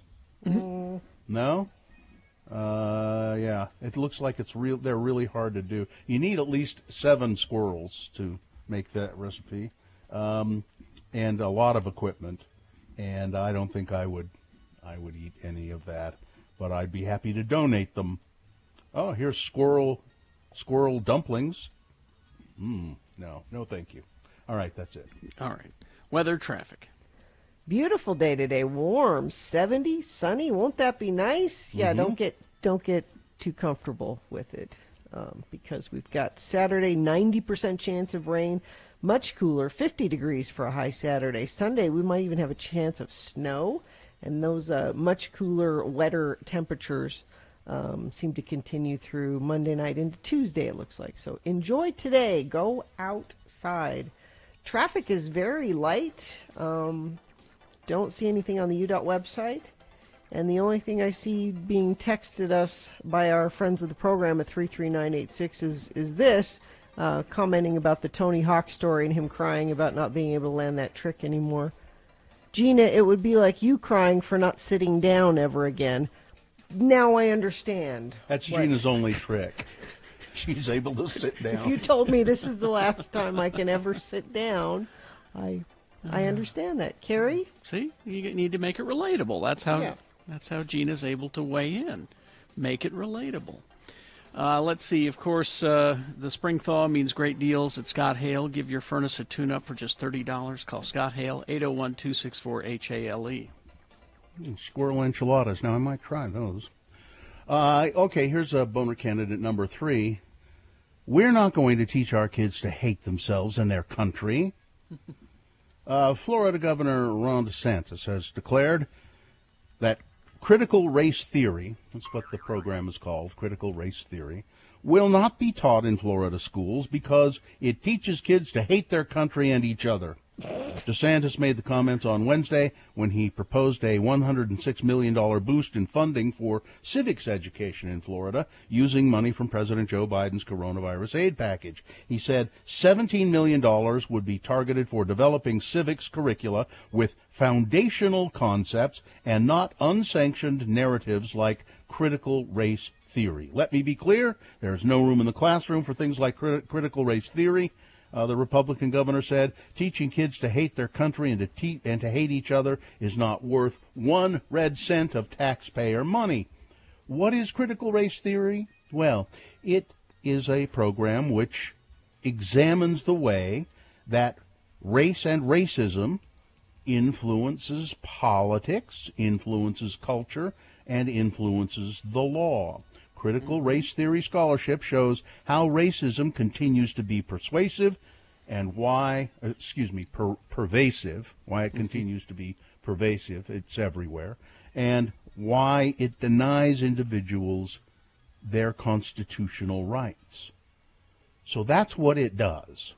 And if you Isn't don't it important think, we learn that at a younger and younger age? if you don't think that racism is everywhere and sometimes in places you really can't see it, or sometimes in yourself and you don't realize it, because it's happened to me. It happens if somebody points it out to you, and you go, oh my God, I never thought of that. It's important to learn the truth. It doesn't make you ashamed to be an American. No. But it's important to know the truth about the history of America. All right? Exactly. Boner candidate number 3, we're not going to teach our kids to hate themselves and their country. All right, let's review the first 2 and vote. Boner candidate number 1, the most unique boner candidate we've ever had. Want to buy a fart? The story of a Brooklyn-based film director who has used the current cryptocurrency craze and the non-fungible tokens concept to sell a recording, 52-minute recording of he and his friends' farts. Boner candidate number 2. Thanks, Uncle Joe and Aunt Connie. That's a panel van that was photographed here in Salt Lake with this written on the side of it. It said, "I bought my AR-10 with my stimulus money. Thanks, Uncle Joe and Aunt Connie." And boner candidate number 3, we're not going to teach our kids to hate themselves and their country. All right, here we go. This is round 1 of your boners. You've got to decide of these 3 candidates, which one is the worst. Which one deserves to go forward to boner fight and possibly become boner of the day? I say possibly because if it wins here, it's not boner of the day yet. Okay? Round 2 happens at 8:20 with 3 different candidates. We'll get another winner there, and we'll take both of those winners and put them against each other at 9:20 this morning. That's when you'll decide boner of the day with Boner Fight. Right now, you need to pick a champion of this round 1 to send forward. 1, 2, or 3. Remember your candidate number, the one that you think should win. Put that single digit in the message of a text and then text it to 33986. Or you can call the producer's booth at 877-602-9696. Use your voice to vote. Or go online, x96.com, looking for the box that says Boner Voting March 19, 2021, and vote there. You have until the end of these messages to do it. Let's go. It's round 1. Less than a week away from Halloween. Oh, yeah, that's right. I got to get my comic books together for the trick-or-treaters. I haven't bought candy yet. Less than a week, and so we've gone the entire month of October. I'm going to give insulin this year. It's expensive. That's I was going to say, I'll put you in the poorhouse. That's true. Entire month of October, and we have yet to have a visit from my very favorite friend of the Radio from Hell show. Who was that? Who was that? Well, Jimmy was just here an hour ago. I like Jimmy, but he's not my favorite. And Hildy, he's my favorite. Hildy's retired. And I like Hildy, but not my favorite. No? Friend of... Come on, you guys. Where are we going? Well, Punk was here on Wednesday and dropped off some toys. But I love Punk, but that's not who I'm talking about. Mm. I'm talking about... I don't know who you could be. Chainsaw Guy. Who's that? What's that again? Chainsaw Guy. But actually, you're usually not here when he's here, so well, maybe you don't know how much I adore. I do know because, as you know, Chainsaw Guy and I have a very special relationship. I'm the one who introduced him to you, if you'll recall. It's true. And I have not heard. He's your life coach, right? He is. He was. Not anymore. He was. Well, when I found out that he was self-certified. That's when I went, oh, well. You didn't like his advice, and then you looked into it. And, I said, where because he thought, if I'm getting this out of a psychology book, screw him. Where did you learn this stuff? I said, did you go to school? He said, no, I'm self-certified. So, but I have not heard anything from him. Well, and I usually do by this time of year. I mean, he contacts me and says, the first thing he always says is, "Hey, how about Cuba going?" Is that your Chainsaw Guy impression? It's terrible, by the way. I know. You don't sound anything. Okay, I won't try to do it again, but he always asks about you right off the bat. But then I'm putting out a call to Chainsaw Guy, if you're listening. We have less than a week to have you come visit us, or it just won't feel like it'll be like Santa not coming for Christmas. I heard he was doing like the Easter Bunny not coming. I heard he was doing a podcast, and he's kind of busy. Chainsaw Guy podcast. Yeah, I heard he was doing a podcast, and he's kind of busy with that. Well, I hope I know he's a good friend of the program. I know he listens. So, a Chainsaw Guy, just going to be really sad if you don't. Well, if he can't make it to the show, I'll have him call you. And we can at least offer some advice over the phone. No, I want him in here. I need to see him. I don't need the smell of the exhaust, and and it's always terrible. His overalls are always kind of dirty, and he usually doesn't button them up the right way. Yes, there's always something hanging out. Well, we have 4 more days of Radio from Hell show where you will have the chance to. Well, I'll make If good on. I find him, what I'll do, and I'll tell him Carrie says that he can come, but only if he agrees to shower. Well, wash the overalls. Okay, I'll tell him. That's all. He's supposed to be scary. Dirt is scary. You know how petrified I am of filth? So you like the fact that he smells so bad? It's just part of the... All right. No? I don't know. Okay. For those who don't know who we're talking about, Chainsaw Guy is the guy in the hockey mask at the end of your haunted house who chases you out with a chainsaw. But he's also a self-certified life coach and a poet. Mm-hmm. He has sage advice. He offers love advice. Love advice and relationship advice, and even advice for your future, and you know, job hunting, things like that. He was having a hard time of it a couple of years ago. He was leaf blower guy for a while. They took his chainsaw away. Yeah. Well, maybe that's part of the problem this year. I don't know. No, he's got his chainsaw back. I saw him. Oh, you did? I'm pretty sure it was him. Was it at the end of a haunted house? Yeah. Well, it probably was. He kept saying, "Hey, hey, hey," you know, and so I thought he was trying to get my attention. So you know, Katie's getting married.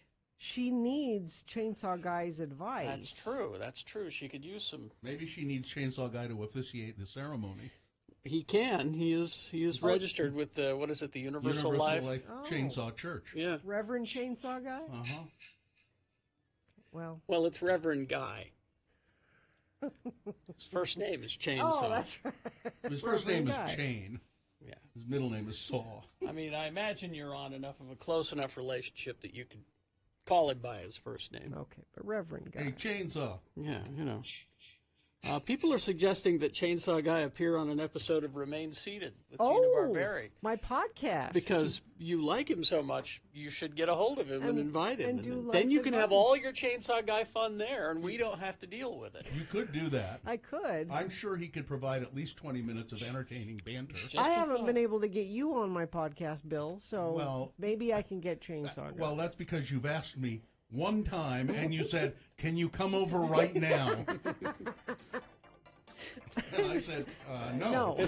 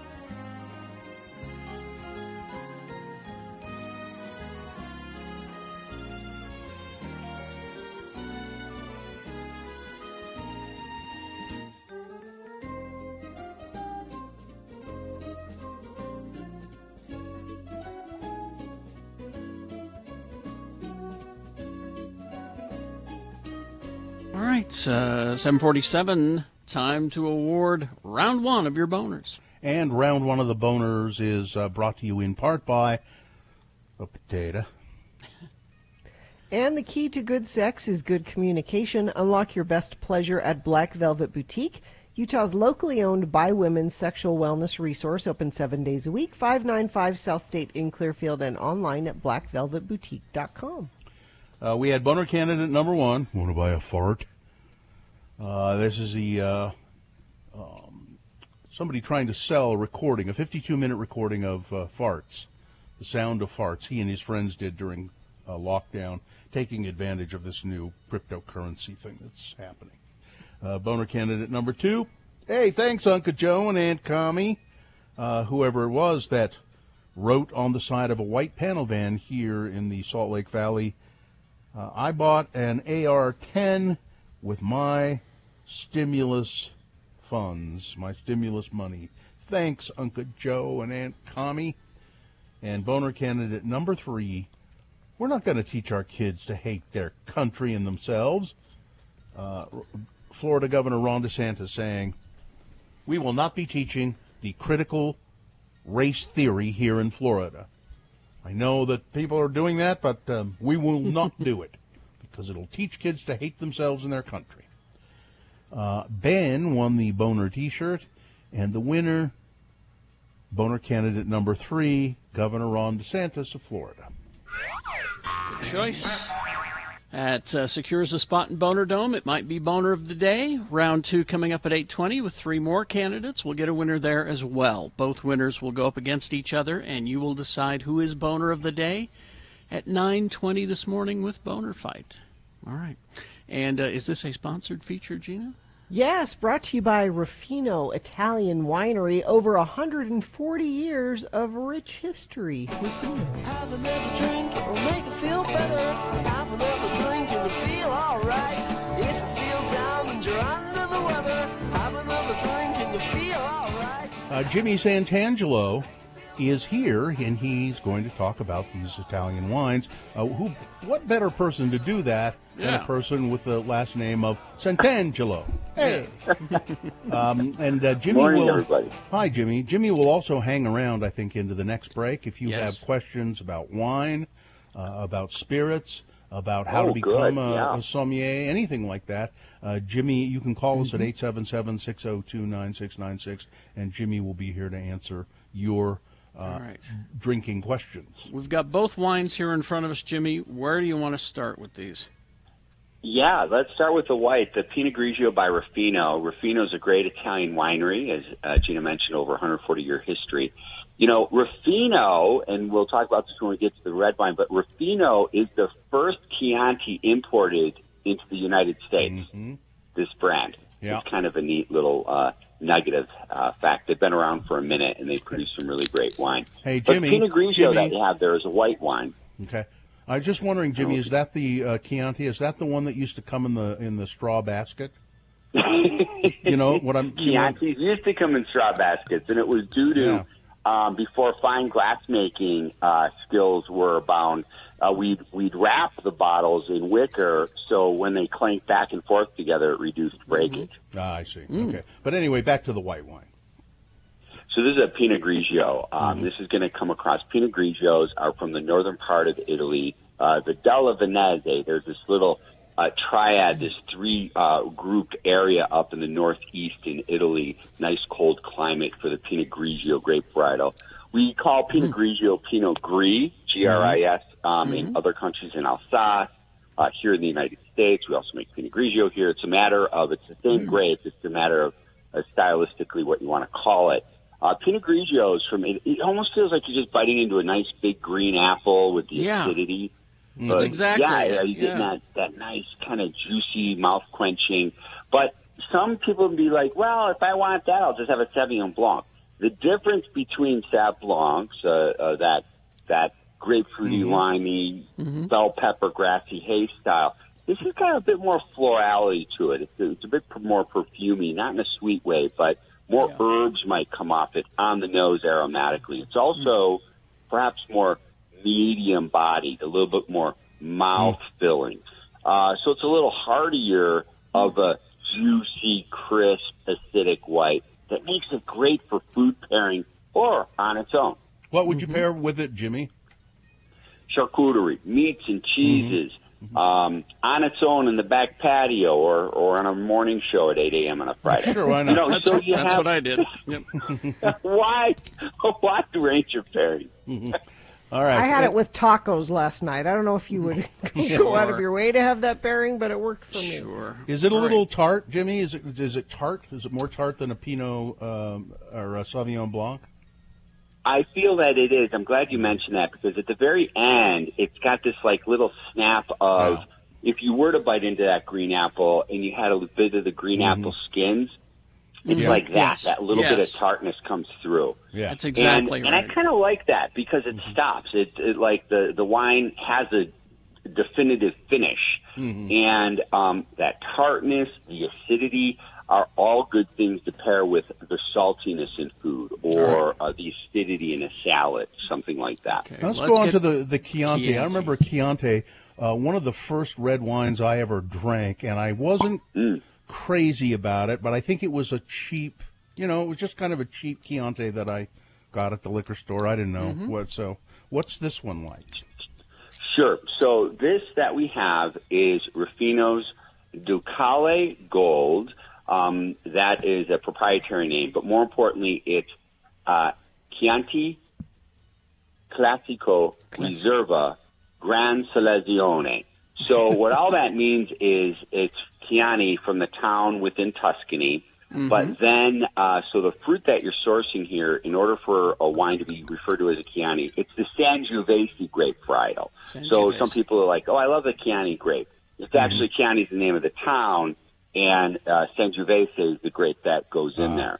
More on Sangiovese in a second, but to describe the label, then when you see the word Classico, that refers to, okay, you're sourcing your fruit from the town of Chianti, but now, as soon as you use the word Classico, you're sourcing the fruit from the hillsides, the historic hillsides from throughout. So it's more specific. Then Reserva on the label, if the winery chooses to extend the aging of the wine, you can qualify it as a Reserva. Then, with this label, it says Gran Selezione, it means grand selection. They're really being specific, selecting the fruit. So they're selecting the best fruit from that harvest, from the hillsides, to age for a longer period. And Ducale Gold is nationally, when I was a small A on the busy restaurant floors of the East Coast in New Jersey and New York, this was the wine people went after, the Ducale Gold.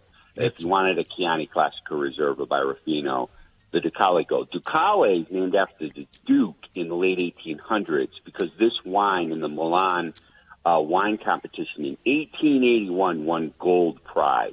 Wow. So they combine that together. So it's got a lot of rich history to it. It's a beautiful color. Deep.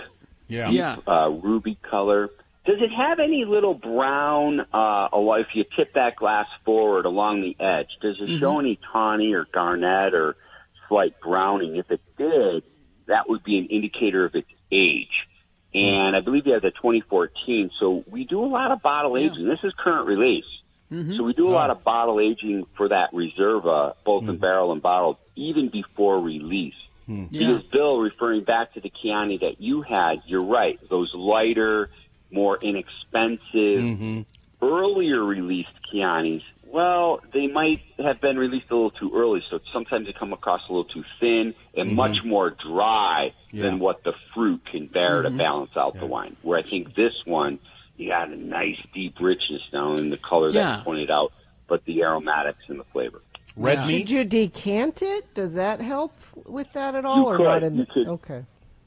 Yeah, you could, or just kind of swirl it in that glass. This would be kind of a big boy right here in the morning, nice, big, and ferocious. But I think about 9 o'clock, in about 30 minutes, 20 minutes, 18 minutes, this will open right up for you. Okay. So really let it sit for quite a while once you pour it. Yeah, for a minute. I think the best way to open up a wine to soften those tannins is in the glass, because I really enjoy being able to. Right now, it's very firm and like, oh my God, this is a monster. And then in about 5 minutes, you're gonna be like, okay, it's softening up, and then in 20 minutes, it's a different wine. Now we're gonna have you in the next break, so we'll talk about what the Wine Academy of Utah is doing, and we'll take questions for Jimmy at 877-602-9696 coming up, and we will take a break now and then be back with Jimmy. Yeah, we will be back. Any questions you have, not just about wine, but about spirits, about any of this stuff, Jimmy knows his drink. 877-602-9696. We'll take your questions after these. KXRK Provo.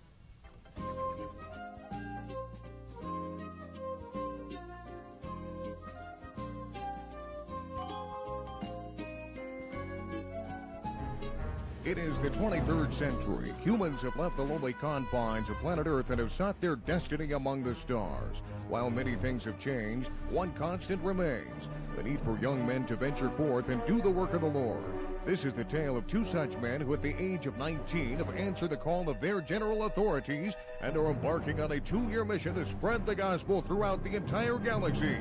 This is the story of Space Elders! Today, we join our missionaries as they land on a remote planet called Triskelion. Hey, Lehi, Ever wonder where Zone Leader Hansen finds planets no one has ever heard of to send us to? Well, I'm sure these folks just call the 1-800 Subspace Channel and request visits by missionaries. Well, we've been on Triskelion for over a minute now, and no one's made an attempt on our lives. I'd say so far so good. Well, these are the agreed-upon coordinates. We were supposed to wait here for them to contact us.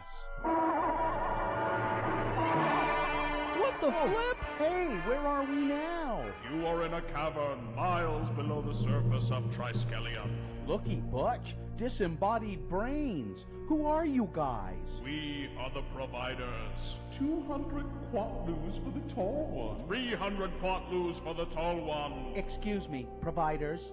I'm Lehi Christiansen, and this is Elder Jensen. 500 quatlus for Elder Jensen. As I was saying, we represent the Church of Jesus Christ of Latter-day Saints. You know, the Mormons. 600 quatlus for Elder Jensen. We was wondering if you had heard of our church and if you'd like to hear more. 700 quatlus for Elder Jensen, and I'll let you have the fat one for free. Hey, wait just a minute. Missionaries come in pairs. You can't split us up. We are a package deal. Okay.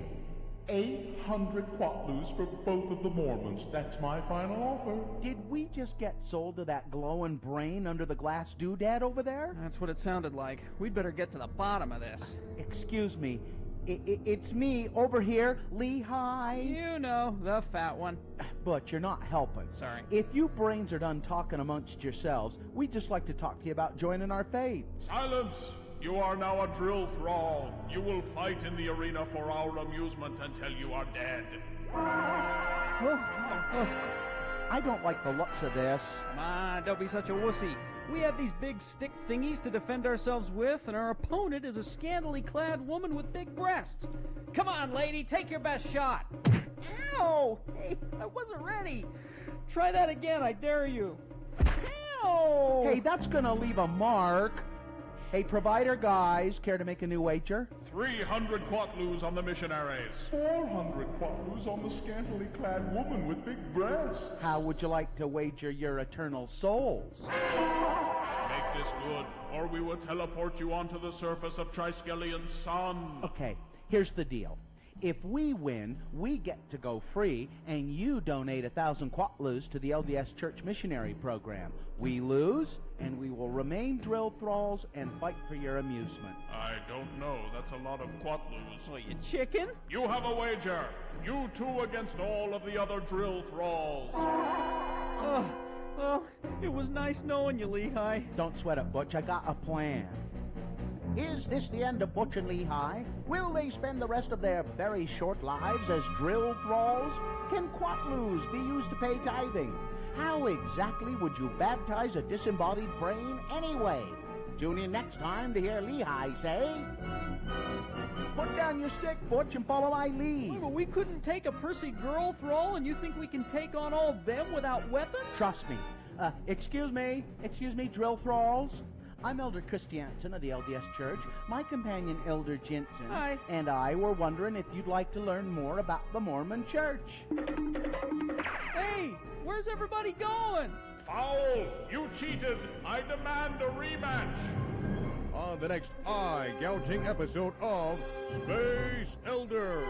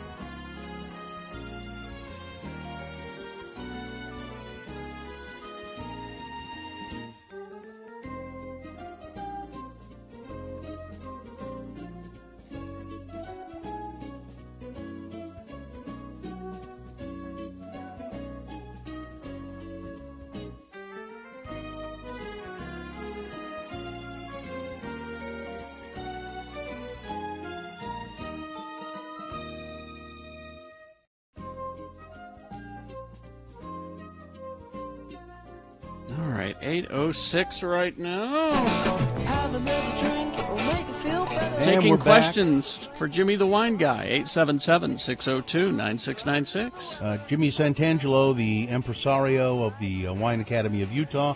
A lot of events coming up. I know we have somebody on the phone, at least one call, but 877-602-9696, the numbers are open. Any questions about any kind of spirit or wine, you name it. Dimitra is on the phone, our old friend Dimitra. Hello.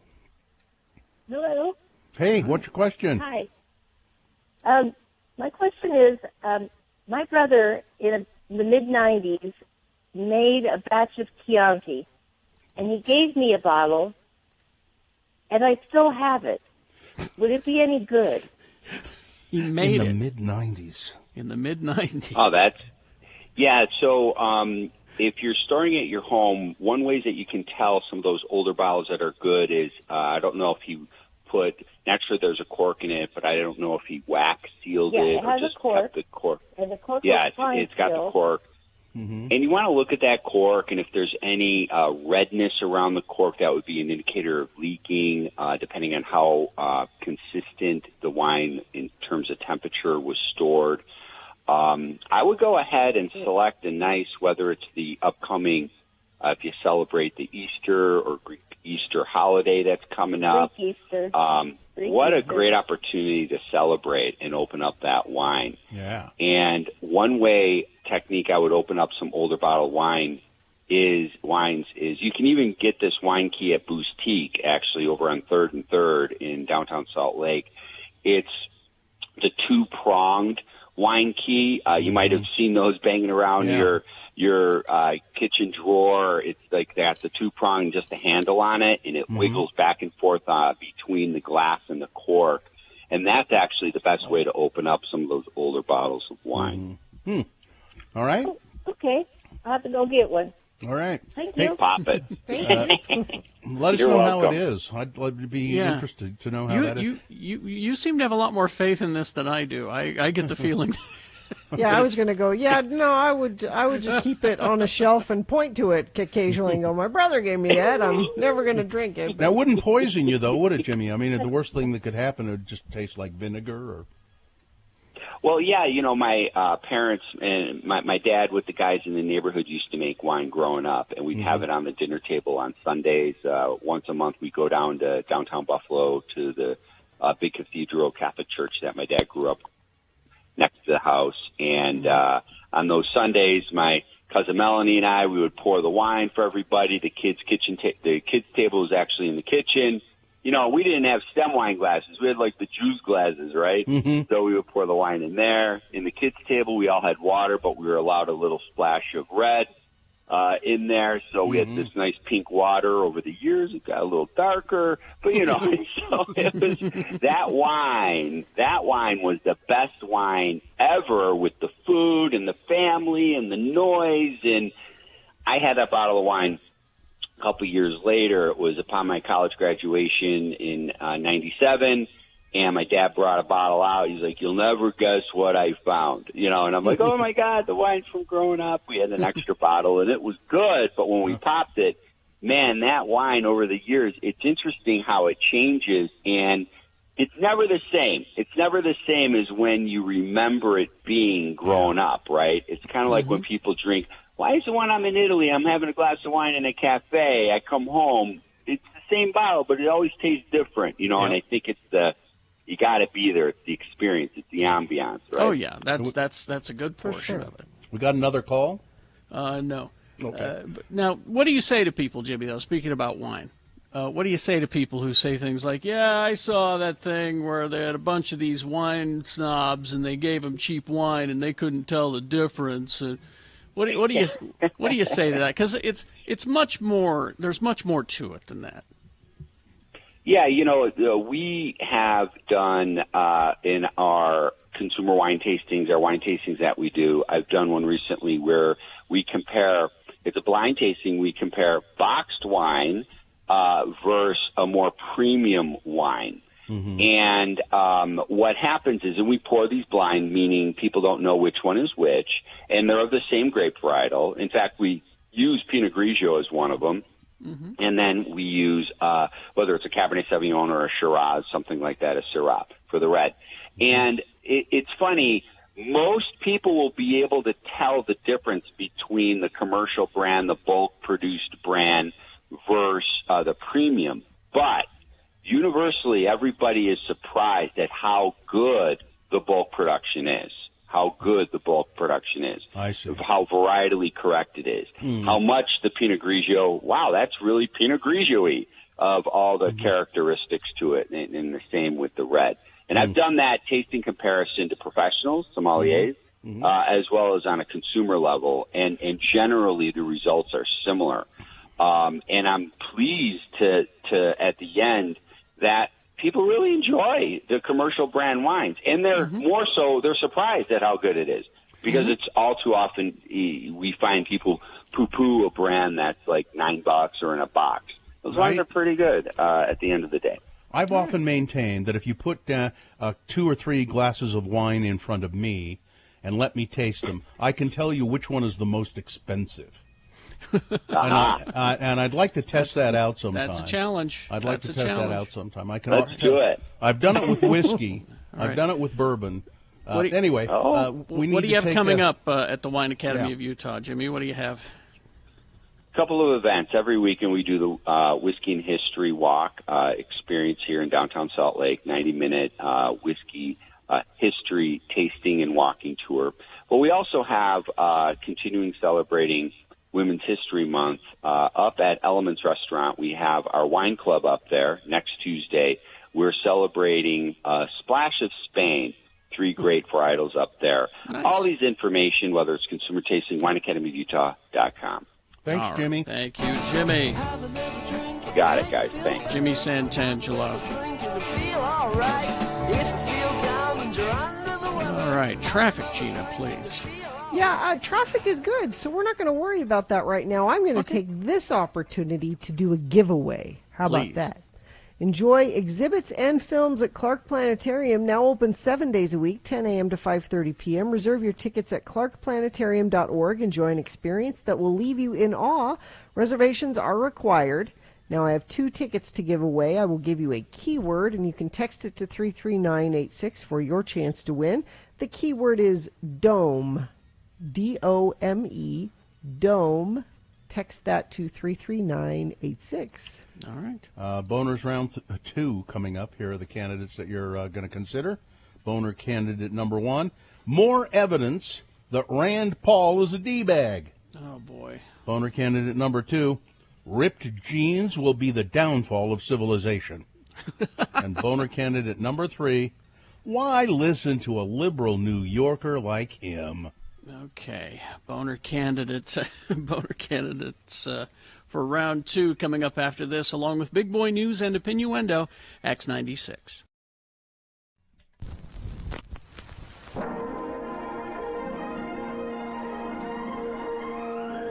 It's often said that people of Utah speak a language all their own. It's a language that's often confusing and even incomprehensible to newcomers here in the Beehive State. So, Radio from Hell presents a handy guide to help everyone understand how the natives speak. It's the Utah word of the day, and today's word is...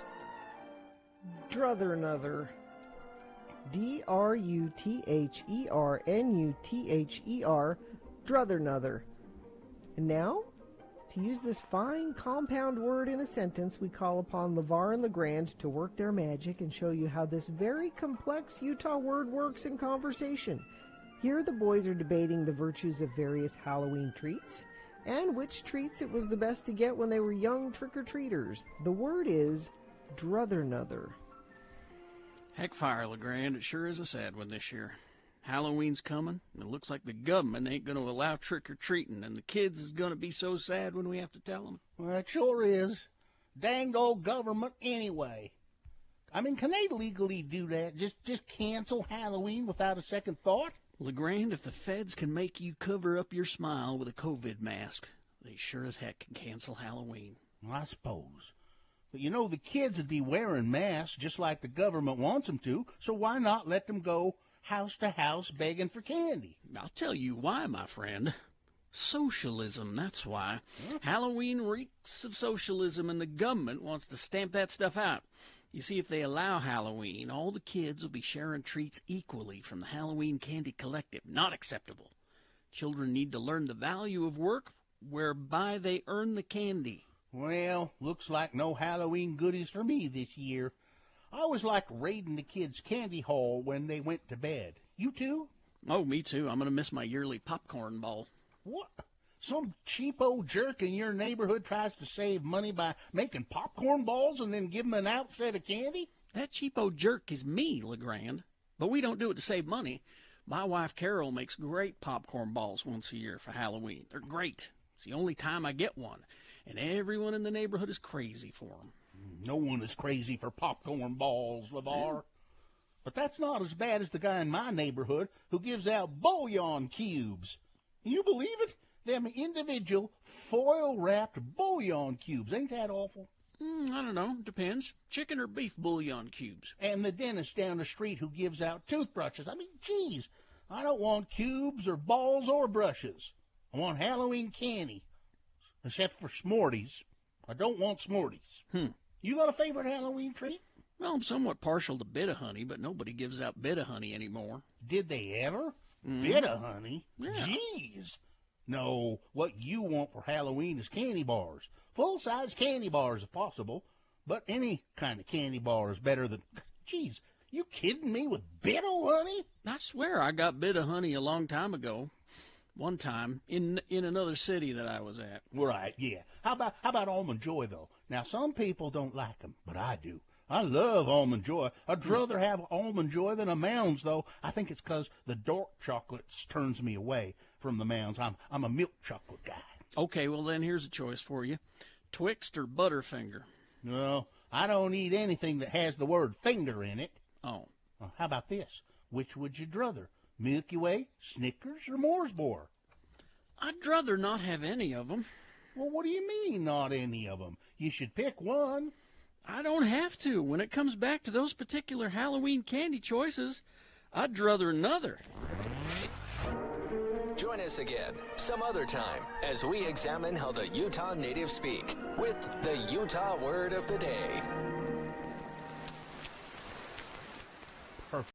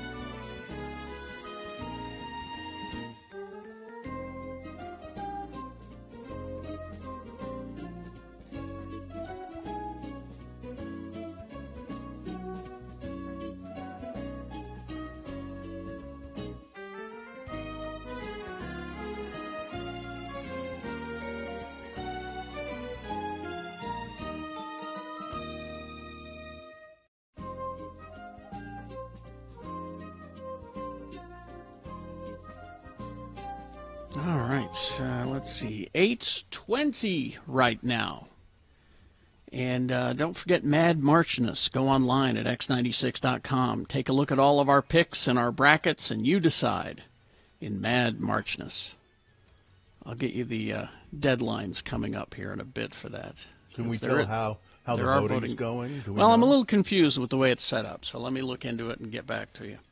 But right now it's time for round 1 of your round 2 of your boners. Please excuse me. Round 1 we did that. That's who this contestant will go up against. The winner of this round, round 2. 3 candidates. These are examples of bad, stupid, or funny human behavior, news stories.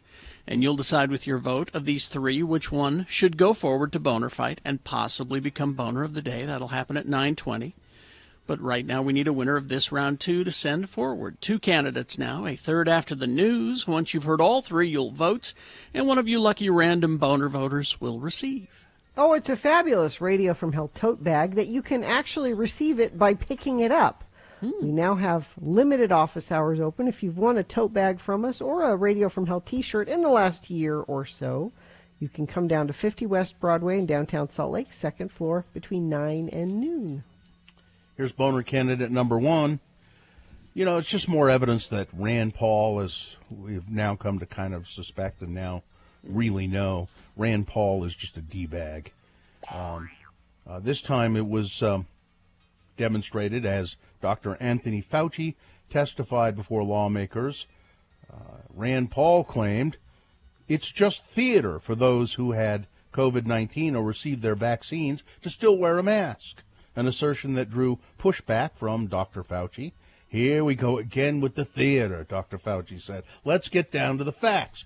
And then he tried to explain to Rand Paul why wearing a mask, even though you had been vaccinated or even though you had had the virus and recovered from it, why wearing a mask was still important. Because of the variants. Yes. And Rand Paul kept saying, well, you can't show me any studies where the variants have caused any sickness or death, can you? This is not the point. No. The point is, what? And Rand Paul what actually accused Dr. Fauci of and you go around wearing 2 masks and it's all just theater. What? So, okay, Brand, it's theater. To what end? You're trying to control us. What? Okay, control you to do what? Well, the next thing it's going to be, you're going to tell us that we have to wear our pants down around our ankles to stop the virus. That's the natural conclusion. Yeah. You know, that's the kind of thing. I don't see where the logic is here. Okay, yeah, Dr. Fauci is making this up and wearing masks to do what? What is more logical than this protects you from getting sick? Because in 2 years he'll have a good laugh saying, I made those people wear cloth on their faces. No, and you want to talk theater, again, it's Republicans always projecting, because what Rand Paul was doing was theater. He kept pounding his fist and saying, you can't... I mean, Rand Paul and the people who are making those kinds of arguments, they see the mask as some form of government control, and if you allow that, then they will try to control more and more and more until you can't do anything without the government's permission. But these are the same people who want to cover up Cosmopolitan magazines. These are the same people who invented Freedom Fries. These are the same people who canceled the Dixie Chicks. These are the same people who won't let Colin Kaepernick get a job. All right? Boner candidate number 1, more evidence that Rand Paul is a D-bag. Here's Boner candidate number 2. Ripped jeans will be the downfall of civilization. The chief minister of a northern province in India, which I'm not going to try and pronounce, has recently said that women wearing ripped jeans set a bad example for society. He said that it leads to substance abuse if you wear ripped jeans. Speaking at an anti-substance abuse workshop organized by the state commission in his area, he said that ripped jeans are a bad example set by parents. He further expressed his apprehension towards bare knees being exposed and went on to draw a parallel between the Indian and Western culture. He also said that while the Western world is following our tradition of yoga and covering up, Indians are going towards nudity. So he has a knee fetish then. That's what I'm getting from in response to this, women across India have been posting pictures of themselves wearing ripped jeans. To show. He says that it will be the downfall of society if this kind of woman goes out into society to meet people and solve their problems. What kind of message are we giving to society and to our kids? It all starts at home. A child who is taught the right culture will never fall in life. Never. Never happens. Never. It never happens. Boner candidate number 2, ripped jeans will be the downfall of civilization. All right. Coming up in a moment, boner candidate number 3, why listen to a liberal New Yorker like him? Boner candidate number 3 for round 2 coming up after this. Big Boy News and Opinioendo brought to you by... Enjoy exhibits and films at Clark Planetarium, now open 7 days a week from 10 a.m. to 5:30 p.m. Reserve your tickets at clarkplanetarium.org. Enjoy an experience that will leave you in awe. Reservations are required. Now, I've got another boner candidate here that I realize I should have put in. I will save it for, I guess, Monday. You are missing the point, Chip. It's Republican Congressman Chip Roy making some choice comments, but I think it'll still be an okay boner candidate for Monday. There may be people out there wondering, I wonder why he hasn't nominated Chip Roy for boner. Well, I just overlooked it in my list, and it'll come up next week. Sharon Osbourne in the talk. She is refusing to go down without a fight. As the talk investigates claims of racism and toxicity at the CBS show, a source close to Osbourne is now expecting, she says she's now expecting to be fired. But she won't go without a huge payout. The network will have to pay her a sizable settlement to keep her quiet after this, the source said. She could write a book. She would do a world of interviews. She knows where all the bodies are buried. What bodies? Who's dead? It's Gina. It's an expression. It's a euphemism. You see, it means she knows all the secrets. All right, all the really nasty secrets at CBS. We're told showrunners and joint executive producers Heather Gray and Kristen Matthews may have to take some of the fall for the race row because they allegedly didn't prepare Sharon for the heated showdown with Cheryl Underwood that kicked off that whole thing. Let's see. Kanye West is now soon officially... to be single, Kanye West. Yeah, well, it's... and so, ladies, you may want to consider Kanye because he is now crazy. Because he is now officially the richest black man in America. Kanye West is. He has a net worth of 6.6. Is that right? It says 6.6 BN. Is that billion? That would be billion, right? Holy mackerel. Yeah. After claiming he was $53 million in debt just 3 years ago, the rapper and fashion tycoon became a certified billionaire last year with the help of his successful apparel and trainer brand, Yeezy, and a new multi-year contract with the Gap. That's where you can buy most of Kanye's stuff. AstraZeneca vaccine, it is safe, say Europe's drug regulators. Safe, safe, safe.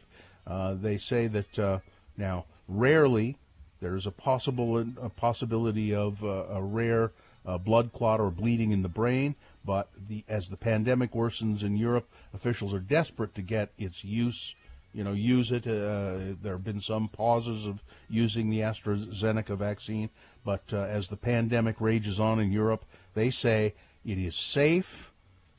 They're very rare side effects, very rare. And any medication has side effects, most of them pretty rare. So please, they're saying, please, just people take the vaccine, take the AstraZeneca. And the United States is sending Canada several million doses, I believe, of AstraZeneca vaccine that we have here, but that we haven't been using. And Canada has been using it, and they'll be happy to get it, they say. A sign requiring masks at Harmon's grocery store. Mm-hmm. And this is why I shop at Harmon. Well, you'll see that on most of the grocery stores in Salt Lake, certainly. Kroger, Fresh Market, all of those. They're all saying we will require masks for our customers. If you don't have a mask, you can't come to the store. The statewide mask mandate may end on April 10th. It will end on April 10th, as far as we know. But you'll still need your mask to go into places like Smith's. Target is another one. Costco, popular places to shop along here in Salt Lake. You will need to have a mask before you go in because they're not, they're smart. They know what could happen. White Utahns are getting vaccinated at twice the rate of other communities, people of color. Hopefully the new access to the vaccine will change all of that. All adult Utahns can be immunized, age 16 and older, and that will start on, what's the date, Gina? The date, the 1st, yeah. Is it the 1st of April? Yeah. Okay. Yeah. Let's see. And that's everybody. That's not just pre-existing condition people. Right. Everybody 16 and older can get the vaccine. This is huge news. Go get your appointment. And don't be irritated if it's a couple weeks out. Just get your appointment. Attorneys general from 21 states, including Utah, on Wednesday have sued to overturn President Biden's cancellation of the Keystone oil pipeline project, the Keystone XL, the pipeline project from Canada, led by Ken Paxton of Texas and Austin Knudsen of Montana. The state said that Biden had overstepped his authority when he revoked the permit for the Keystone Pipeline on his first day in office. Now, they didn't say that Donald Trump had overstepped his authority when he gave full, permission for the Keystone Pipeline to go ahead. That was not overstepping any authority because he overruled and just said we can ignore the environmental regulations. Let's go ahead and do it. Oh, and ignore the Native American peoples whose land it crosses, even though they don't want it to. We'll just ignore that. We're getting, the vaccine date has been changed to March 24th, according to everybody. It has? Yeah, I didn't see that. We'll look. Yesterday, big press conference. Governor Cox opened up on the 24th next Wednesday.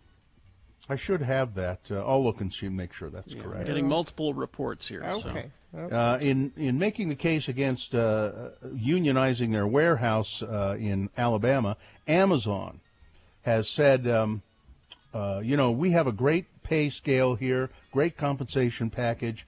We do really good. You don't need to unionize, but other employees in that same area they pay more than Amazon. And so maybe they do need to unionize. I think that if your employer's telling you you don't need to unionize, I think that's when you need to unionize. And Gina, finally this. Kazu Marzu. It is the world's most dangerous cheese. You didn't know that a cheese... All cheese is the most dangerous cheese. Yes, but all cheese could be dangerous in your world. But, there he is. There he is. The most dangerous cheese. Most dangerous cheese. This cheese is a maggot-infested cheese that people eat. The maggots cause the cheese to deteriorate. The maggots hatch. I just had to say why. Okay, the maggots hatch. They make their way through the paste, digesting proteins in the process, and they transform the product into a really soft, rich, creamy cheese. And then, so what you do is the cheesemonger opens the top of the Kazu Marzu and scoops out all the maggots and gets rid of them, and then you eat the cheese. Why? I mean, because would you eat this? Yeah. Oh, yeah. Why? You bet. There's plenty of maggotless cheese out there. Because, Gina, I'm not a coward. So it's a dare. I'm an adventurous eater. Well, it's supposed to be delicious. Well, someday you'll get the chance. Maybe. Aren't there enough delicious things? You don't... Okay, calm down. I don't understand you. Sports, weather, traffic. Okay, so NASCAR, they're going to be using trained COVID-detecting dogs at Sunday's Cup Series at Atlanta Motor Speedway. These are dogs that have been trained to sniff out COVID to tell whether... Okay. I mean, sure, maybe. They say, we think that these dogs and this capability is going to allow us to rapidly confirm that all the people entering the stadium, the teams, the officials, the vendors that work inside the garage, all the folks are COVID-free. This just sounds like it's cheaper than testing people. Are the dogs really that good at detecting COVID? I mean, I know they can do that kind of thing, but are you gonna trust them for this? Seems like there'd be better ways, but the Jazz lost last night to the Washington Wizards, 131-122, and they play today at 6 p.m. And the actual Mad Marchness, which is March Madness, has begun. It's lots of basketball. But you can play our Mad Marchness, which doesn't have anything to do with basketball, if you go to x96.com. We're seeing that the dogs are about 94% accurate. Really? With the sniffing, with the testing. So, okay. maybe. Well, maybe we should train our dogs so they can just check us, You get a job, Ripley. Get a job. I've been carrying you too long. Make a little Mex extra money for you. Yeah. Let's see. Today will be just lovely. High of 70, sunny. You'll think, well, this is it. It's going to be warm from here on out, and you would be wrong because it changes tomorrow. 90% chance of rain with a high of just 50 tomorrow, and that will be the pattern. It looks like through Tuesday, off and on chances of rain and maybe even a little snow. Looks like Sunday night into Monday, and much colder. Highs in the upper 40s to low 50s. So enjoy today. Traffic, we've had a really good commute this morning so far. Haven't had a lot to tell you about. Even now, I have to go to Tremonton to give you an accident. Crash eastbound I-84 at milepost 29. That's the only accident showing up there. If you see something, and it's safe for you to text us, you can do that, 33986. Out on the road, the lies we tell ourselves are costing lives. If you're tired, you shouldn't be behind the wheel. Drive Alert. Learn more at zerofatalities.com. All right. Our texters are right. It is March 24th. Yes. So that's 24th. When you can start making all appointments. Residents Is Monday. 16 and up eligible for the... Well, maybe Mayor Wilson knows when we can talk to her coming up. Well, I just looked it up, and it is, in fact, the 16th, or the 24th. Here's boner candidate number 3. Why listen to a liberal New Yorker like him? CNN's Gary Tuchman traveled to the far western end of Oklahoma to talk with overwhelmingly pro-Trump citizens of a place called Boise City. 92% of them voted for Donald Trump. And he and this reporter, Tuchman, discovered widespread skepticism about the coronavirus in Boise City, but Trump himself has urged now, please take the vaccine, it works, take it. Well, he went and talked to a bunch of people in Boise City. 47% of the Trump supporters and 49% of self-identified Republican men said, well, we don't have any intention of getting the vaccine. We're not going to do it. And then Mr. Tuchman points out, well, Donald Trump has come out now and said, get the vaccine, it works and it'll protect you. And several people actually said to him, why would I ever listen to a liberal New Yorker like Donald Trump? These are people because who voted for him. Last year at this time, you said that he speaks the things that you're thinking and that he's concerned about us, the working man, and this is the first I'm hearing, other than from people in New York. Yep. It's pretty interesting. Now, some of them, he says, but you trusted him on everything else, and they say things like, well, that's different. Oh? Yeah. Boner candidate number 3. Why listen to a liberal New Yorker like Donald Trump? They made their choice and can't admit when they were wrong. All right, there you go. Let's review the first 2 and vote. Yes, boner candidate number 1. More evidence that Rand Paul is a D-bag. Dr. Anthony Fauci showing, which he doesn't usually do. No.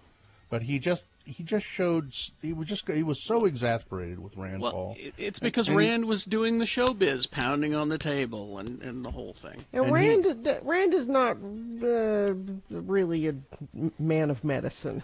He's not. People like to throw that. Oh, he's a doctor. Well, no, he was an ophthalmologist, but he has not recertified his license. He's not licensed to do anything. He was certified, and yet he'll appear on camera wearing scrubs and talk about stuff. Well, and he was certified by a board that he created and put his family members on. So. Yeah, board certified. Yeah, that's board certified. Well, but he's not even that anymore. Yeah. Boner candidate number 2, ripped jeans will be the downfall of civilization. That's what the a leader of a province in India has said. Women who wear ripped jeans, the artfully ripped jeans, they're setting a bad example. It will cause the downfall of society. And boner candidate number 3, why listen to a liberal New Yorker like him? Okay, here we go. This is round 2 of your boners. You've got to decide of these 3 candidates, which one is the worst, which one deserves to be the winner of round 2. You thought I was going to say boner of the day. No. This is round 2. It'll go forward to boner fight and go up against the winner of round 1's voting.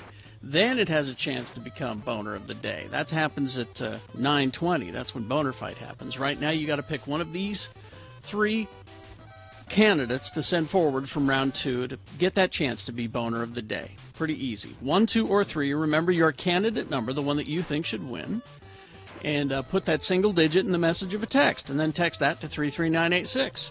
Or you can call 877-602-9696. Use your voice to vote. Or go online, x96.com. Look for the box that says Boner Voting March 19, 2021. All right, you have until the end of these messages to do it. This is round 2. All of the Beat Gina topics have been specifically chosen for their relevance and entertainment value, and all of the answers have been thoroughly vetted and researched, and anyone who says different is itching for a fight. And now, let's welcome the host of Beat Gina. He's the sharp-witted and fashion-forward man of the hour, the one and only, because they broke the mold when they made him, Kerry Jackson. Thank you, Johnny. You're welcome, Kerry Jackson. Thanks for coming up out of the basement to keep score with us. You're welcome. Every Thursday. My pleasure. All right, let's. We do have a full phone bank, but during the break we talked about who we're going to pick to be a contestant, and Gina has decided that Hank is going to be the contestant. Thanks for the other 2 people who called. We appreciate it.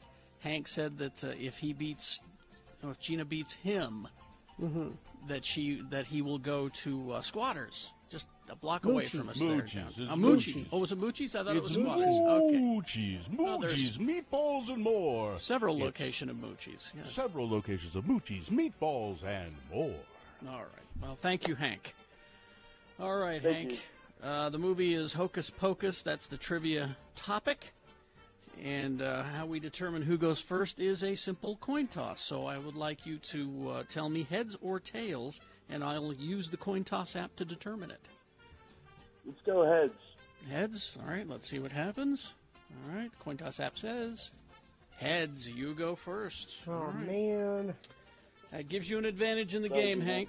Here's how it works. Your question goes first. You get a chance to answer it exclusively with no interference.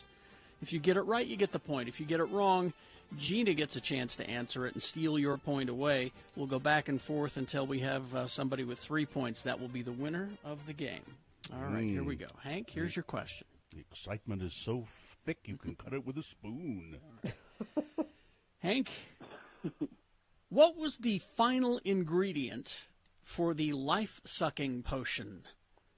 What was the final ingredient for the life-sucking potion? Was it A, a chocolate coating? The chocolate coating makes it go down easier. B, eyes of newt. C, a bit thine own tongue. Or the final ingredient for the life-sucking potion, D, open the schools. Masks or muzzles. Do your research, sheeple. Let's go B. B, eyes of newt. Incorrect, Gina. C. C. A bit thine own tongue. There you go.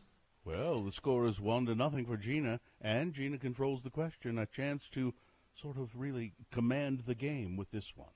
All right. Let's pick a good one here for Gina. All right, here we go. What do the sisters use to fly after their brooms are stolen? What do the sisters use to fly after their brooms are stolen? Was it A, a single-engine Piper Cub powered by a tremendous sense of self-satisfaction? B, a broom, a mop, and a vacuum? C, a Swiffer sweeper, a Swiffer wet jet, and a Swiffer duster? Product placement is key. Or D, took a cab? That'd be B. Oh, a broom, a mop, and a vacuum. Very good. All right, it's 2-0 for Gina. Hank now controls the question. Hank has a chance to get back into the game with this one. All right, Hank, let's go here. What was the name of the high school that Max and Allison attends? What was the name of the high school? Was it A, Rydell High School, B, Halloween Town High, C, East High, or D, Jacob Bailey High School? Oh, man. Let's go B. B, Halloween Town High? Yeah. That is incorrect, Gina. Well, it's not Rydell, of course. That's the Grease High School. Everybody knows that. Is it D? D, Jacob Bailey High School is correct, and by golly. Well, it was a sweep. I'm Hey. sorry, Hank. Sorry, Hank. You screwed the pooch, as they say. Yeah, my bad. Zero points. You guys are the best. Oh, Hank, you're gonna go to Moochie's, right, and get some lunch, get some Yes. meatballs or more. Get the Philly cheesesteak egg rolls, I'm telling you. If Delicious. I'll try if you're those. gonna do that, Hank, why don't we But now I'll try them. why don't we give you a tote bag so you have something to carry all your meatballs in? How about that? Well, no, he's gonna. Thank you, Gina. Gina, he's going to go. He's going to go before he'll ever be able to get the tote back. I hope. Well, there will be meatballs in the future that need to be that's toted. It's Thank you, it's, guys. It's often cloudy with a chance of meatballs. All right, I'm gone. Goodbye, Hank. Oh, nice Johnny. hearing your voice, Hank. Thank you, and Hank. Hang on the line, Hank, and I'm going to go away now. We'll get you on hold, and you can. We'll get your information for the tote bag.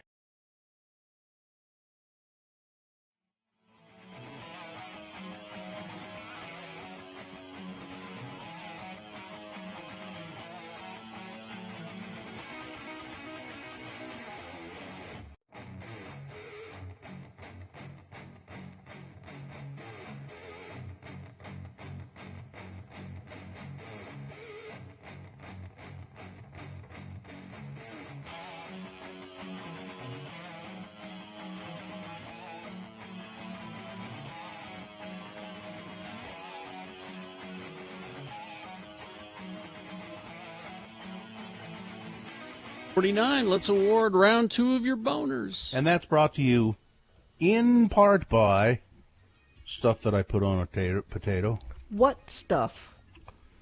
Oh, I put some Captain Crunch. Bacon, some Captain Crunch, some cheese, and part of a shoe. Okay. Yeah. And Young Power Sports in Centerville, Utah's newest power sports dealer. Tri-City Performance is now Young Power Sports in Centerville, your Polaris and Victory motorcycle dealer. See inventory online at youngpowersports.com. Boner candidate number 1, and I haven't seen the results yet, folks, so if you can get those to me quick, I'd like that. Boner candidate number 1, more evidence that Rand Paul is a D-bag. Dr. Anthony Fauci clearly showing he's exasperated with the grandstander, Rand Paul, in a COVID-19 hearing. Here we go again, said Dr. Fauci. Boner candidate number 2, ripped jeans will be the downfall of civilization. The newly elected leader, chief minister of a province in India, northern province in India, says that women who wear those ripped jeans and clothing like that, they are setting a bad example for society. And boner candidate number 3, why listen to a liberal New Yorker like him? Oklahoma diner customers telling CNN that they won't get vaccinated even if Trump told them to because he's a liberal New Yorker and they don't trust him. The reporter, by the way, said, okay, but you voted for him. And they said, yeah, he's a liberal New Yorker. We didn't trust him, but he was way better than that other person, Hillary. It's weird. Jeez. That's boner candidate number 3. All right. And I don't know why I'm not getting the results. Wait a minute. Maybe I did. Let's see. Voter fraud, Bill. That's why. Voter There it is. fraud. Yeah. It just didn't pop up the right way. The winner, boner candidate number 1, more evidence that Rand Paul is a D-bag. Oh, there you go. That surprised me. Okay, there you go. That's the winner of round 2 of your voting. It now goes forward to face off against the winner of round 1's voting. We'll take both of those candidates, and you'll decide boner of the day at 9:20 this morning with Boner Fights. All right, let's go to the phone. Mayor Wilson is on the phone. Jenny Wilson, the mayor of Salt Lake County. Good morning, Mayor Wilson. How are you? I'm good. Good morning. Good. Now, a couple of things. The Utah state legislature, they have their end game for the pandemic. They're going to lift the statewide mask mandate on April 10th. Counties have some leeway, it says in this article I've been reading. Counties have some leeway to enact their own pandemic policies. Do you know what leeway you have as Salt Lake County? Well, yeah, we can, our legislative body can weigh in on this choice to after April 10th. And that's assuming the bill goes into effect, right? And we're assuming that the governor will either sign or the governor will allow the bill to go into effect without signing, one of the two. And that should happen, I think, next week sometime. And then if so, on April 10th, the state mask mandate would go away. And at that point, if the county legislative body, in our case, the Salt Lake County Council, were to want to impose a mask mandate, they could do so. And that would need to come from a recommendation from the health department. But they could only do that until those 3 threshold items are met. So it gets a little confusing. It relates to how many ICU beds, how many doses of vaccine we receive, and then also the cases. And we are seeing a plateau, not a decline right now, not a deep decline in our county. So will we continue to see a decline? So anyway, all that being said, we think that April 10th till maybe the end of May, we would have the ability to do that. But as you can tell, it's a bit complicated. I'm having conversations with our council, et cetera, and the health department. Do you find that, so you're the Democratic mayor of a council that is mostly Republican, I believe, right? Yes, 6 Republicans, 3 Democrats now. So when you sit down with the council and science, and health officials who present facts and figures, do you find that all of you and the council kind of agree with those figures that are put forth by the health department and other experts? If they're there as hard facts, do you all pretty much agree on them? Yeah, well, most of the pandemic, we actually had, we have 3 new members, let me put it that way. So, yeah, I think the composition's changed, and I'm building relationships with the 3 new members and trying to kind of better understand their perspective. So, I think the early days of COVID through, the political change of this year, I think we're generally all on the same page. You're looking at 9 individuals, but they have all been incredibly respectful to me and to Gary. And then this new council hasn't really had as much authority on these calls that have now been granted to them through this, what will likely be this new system if the governor, again, moves this bill forward. So a lot happened in this past session. It is a new political landscape, and I think they do respect health, and I'm hopeful that regardless of their choice, regardless of the health department recommendation on this, that people will be wise. We don't need government to tell us to follow science. So I would hope our county residents and our state residents will be wise and make good choices to protect their families. Kids aren't going to be eligible for this vaccine for a while. And I think that's my biggest concern. I mean, next week we're going to open up appointments. We're not getting the flow we would like, but we are getting doses. Mm-hmm. So we're going to, week to week move through this. Our kids are the ones that are going to be the most vulnerable. Yeah. That's what I keep worrying about, Mm-hmm. Yeah, and it's spread. They may not get as sick, but, I have a son he'll turn 16 in the summer, so he'll be eligible for one of the vaccines, and we'll see when he can get it this summer. But I worry about young kids. The younger the child, the longer it'll take for them to be vaccinated. And we don't need cousins being super spreaders, right? Because everybody's starting to relax, and, we all want to get out and enjoy again. Yeah. So that's what's on my mind right now. How do we protect our kids this summer? Well, Mayor Wilson, your son may not be 16, but, he is the son of the mayor of Salt Lake County. Well, I know. I would. Just kidding. We're not going there. Okay. The one thing I can tell you about Salt Lake County is we haven't cut the line. We've haven't had a single person that's not eligible receive the vaccine. So, and we'll keep Max protected with his mask on. I think that's the best way for us all. Our best to you and our best to Max as well. Jenny Wilson, the mayor of Salt Lake County. Thanks for talking with us. Thank you. Okay, have a good one. Thank you. Traffic, Gina, please. The mayor's son. It's been a great traffic morning. Well done, everybody. Why can't it be this way every day? I don't like reading about accidents. It's no fun for me. There's probably no reason it can't be. This is all about me. It's I don't want to read about accidents, and I shouldn't have to. So let's keep it that way. That's traffic. All right. Thank you very much. We'll take a break. We'll be back. We got Boner Fight to determine Boner of the Day coming up. Also Boner of the Week. Stand by for all of that. Scott Hale, Plumbing, Heating, and Air. The spring thaw. I think it is. It's really going to be spring-like today, I think. And with that spring thaw, Scott Hale is offering great deals on furnace tune-ups, on repairs and replacements. Scott Hale, Plumbing, Heating, and Air. Scott Hale committed to the community, customers, and employees' health. They're taking extra precautions before and after entering their customers' homes. And here's the kind of thing that they might be coming to your home for. Get your furnace tuned up. It's probably go ahead, Carrie. Well, it's something to think about because, here in Utah, I know the first day of spring is this weekend, but we all know here in Utah, it's the first day of fake spring. We're gonna get more cold weather after this. It always happens. Yeah, and your furnace is probably still kicking on just a little bit here and there. So get it tuned up. $30 for a furnace tune-up with Scott Hale. $500 off a new furnace and air system, and $100 off any $300 repair. Call them 801-264-HALE. That's 264-HALE. Scott Hale.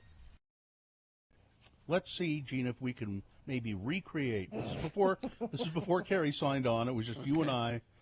It was just you and I on the line, and this is what happened. Gina said to me, "Good morning."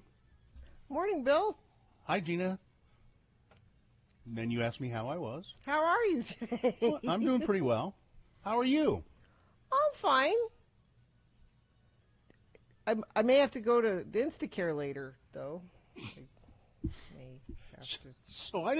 So that's so Gina. Hang on. Oh, I'm fine. There we go. I'm fine. I may have to go to Instacare later. So you're not fine.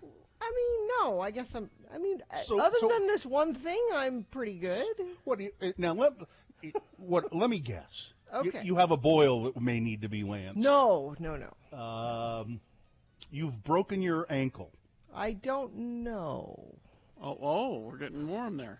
I think I heard her mention her ankle earlier. Did you trip along with Mitt Romney? Did you both were you together? We were walking together. Were you roughhousing with the kids?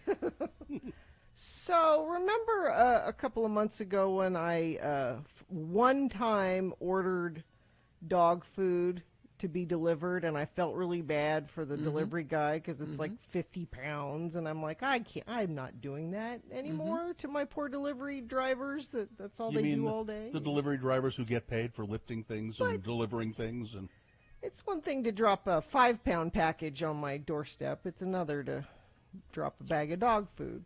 okay. So I fed Riley yesterday morning, and I noticed she was out. Like, okay, well, today I got to go get dog food. So I put on my clogs that have a tiny heel on them and went to Sugar House Commons to go to the Petco to get her Science Diet perfect weight for fat golden retrievers dog food. And the curbs at Sugar House Commons are uneven. Like, you know when you're carrying something and you step off a curb and you have a sense of, well, that should be where the ground is. It should be right there. And oh no, it's a good 3 or 4 inches more than that. So your Yes. Now, momentum is Were you carrying carrying you. a heavy bag of dog food at the time? So I was carrying things, and I rolled my ankle, and I didn't hear anything snap, but it was sharp, instant pain. So much so that I thought, I don't know if I'm going to be able to drive my car, because it was my right foot. So I hopped into the driver's seat, and I sat there for like 20 minutes going, okay, what am I going to do? No, you were doing this. You were doing this for 20 minutes. Yes. Yeah. Exactly. Did you see me? Did you have any plan as to what you would do if you couldn't drive your car? No plan. 20 minutes. You couldn't have said, maybe I could call my sister, my husband, my mother. Maybe I could call. No, that never occurred to you. No. Okay. All right. So I wasn't that far from home. You know how you always think, no matter where you are, I can make it home. It could be an hour away. I can make it home. So I made it home. Yes. And my husband called, and I did the same thing to him, Bill, by the way. Hi, babe. How's it going? Hey, Boots. Yeah. Hey, Yeah. Boots. Hey, Boots. How are you? What's going on? I'm good. Well, except maybe Yeah, this what? thing. And he said, do you want me to come home? I said, no. Fine. No. And he said, well, at least call the telehealth and talk to them and see what they say to do. So I called the telehealth. And they said, put ice on it. And they said, put ice on it and take Why ibuprofen. you could have called me. But she also said, can you put weight on it? Okay. Well, what? You mean like a barbell or something? No, like me. Oh, can I something put really weight? heavy. Yeah, exactly. And so this is where the negotiation happens. Yeah. So I'm like, well, kind of, but it hurts really bad. Mm-hmm. You know, I don't want to go to Instacare. I don't. So I talked myself out. I'm like, I can put weight on it. And she's like, well, as long as you can put weight on it, just ice it and take ibuprofen, and it's probably okay. It really hurts to walk on it. Well, yeah, it would this morning, yeah. So Because you've pulled all those muscles, and they're going to be sore after a night of sleep. Here's the trick. Have you got ice on it right now? No, I have it propped up, but You should put ice on it now. But here's the trick. When you do decide to go to Instacare, yeah. how are you going to get there? Good question. Well, my mother called me last night. Oh, thank God somebody called you so that you could ask for help. Oh, good, yes. Well, she called me because I had, about an hour prior to this incident, made us mani-pedi appointments because it's her birthday this week. And I thought I'll take her and get her a mani-pedi. And so she called me and she said, I'm excited about our mani-pedi. And I said, well, maybe I could do the mani. I don't know about the pedi. But no, I didn't call her to tell it. But so she said, let me know if you want me to drive you to the Instacare. If nothing else, I just want them to tell me it's not broken. Well, and your husband's a doctor, Dr. Jones. yeah. I mean, he's not a medical doctor, but he's had some experience. What does he think? Well, he thinks I should go get it X-rayed. Well, yes. Because You he doesn't have probably an should. X-ray at home. He doesn't have X-ray vision. No. All this talk all these years, I could have swore he has that.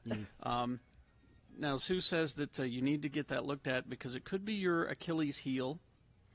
Because my brother-in-law, Porterhouse, blow out that tendon. You mean? blew out his Achilles. He heard a pop when it snapped. Mm-hmm. It's so dumb, though. You feel so dumb. I just stepped off a curb. It's not, nothing exciting happened. It was Gina, let's remember, I just fell out of a tree. That's true. Well, that's way more exciting than stepping off a curb, Katie. Here's Still the same Gina, idea. people just step off a curb and get hit by buses. You know, I just stepped off a curb. I just stepped off the curb. You just feel dumb. You feel dumb, though. You feel like, and you can feel it happening. Like, I'm putting my foot down. I'm putting my foot down. The ground should be there. Where's the ground? Where's the ground? It should be right there. Oh, there it is. Well, often a sprain is more, they say, is often more painful and, it'll get more swollen and than a break. Is it all purple and everything? Yeah, and it's swollen, and I just want someone to look at it and go, "This is what it is," and maybe wrap it up really tight or something. Because get some ice on it, right? Though even now, People are saying sprains hurt worse than breaks. So it's probably what. And they're curious as to whether the dog food is still in your car. No, I sent the kids to. I'm getting dozens of messages about why you didn't use a grocery cart to take your dog food to your car, but that's asking too much. No, it's one thing. I don't need a cart for one thing. Also, if the doctor asks how you did it, use your son's example and say you were wrestling a bear. A bear, yes. All right. Okay.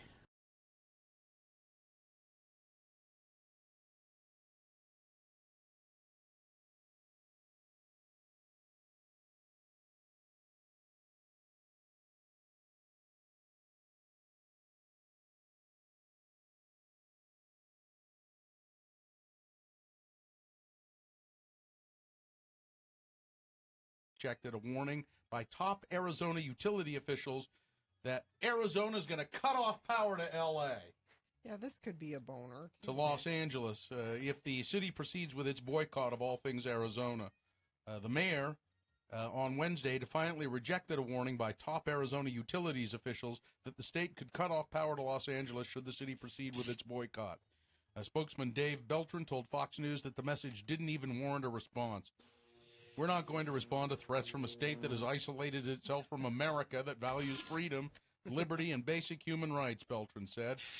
That was after Gary Pierce, a commissioner of the 5-member Arizona Corporation Commission, wrote a letter to Villagarosa. I can't say his name.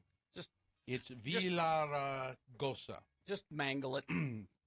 Slamming his city council's decision to boycott the Grand Canyon State in protest of its immigration law by suspending official travel there and ending future contracts with state businesses.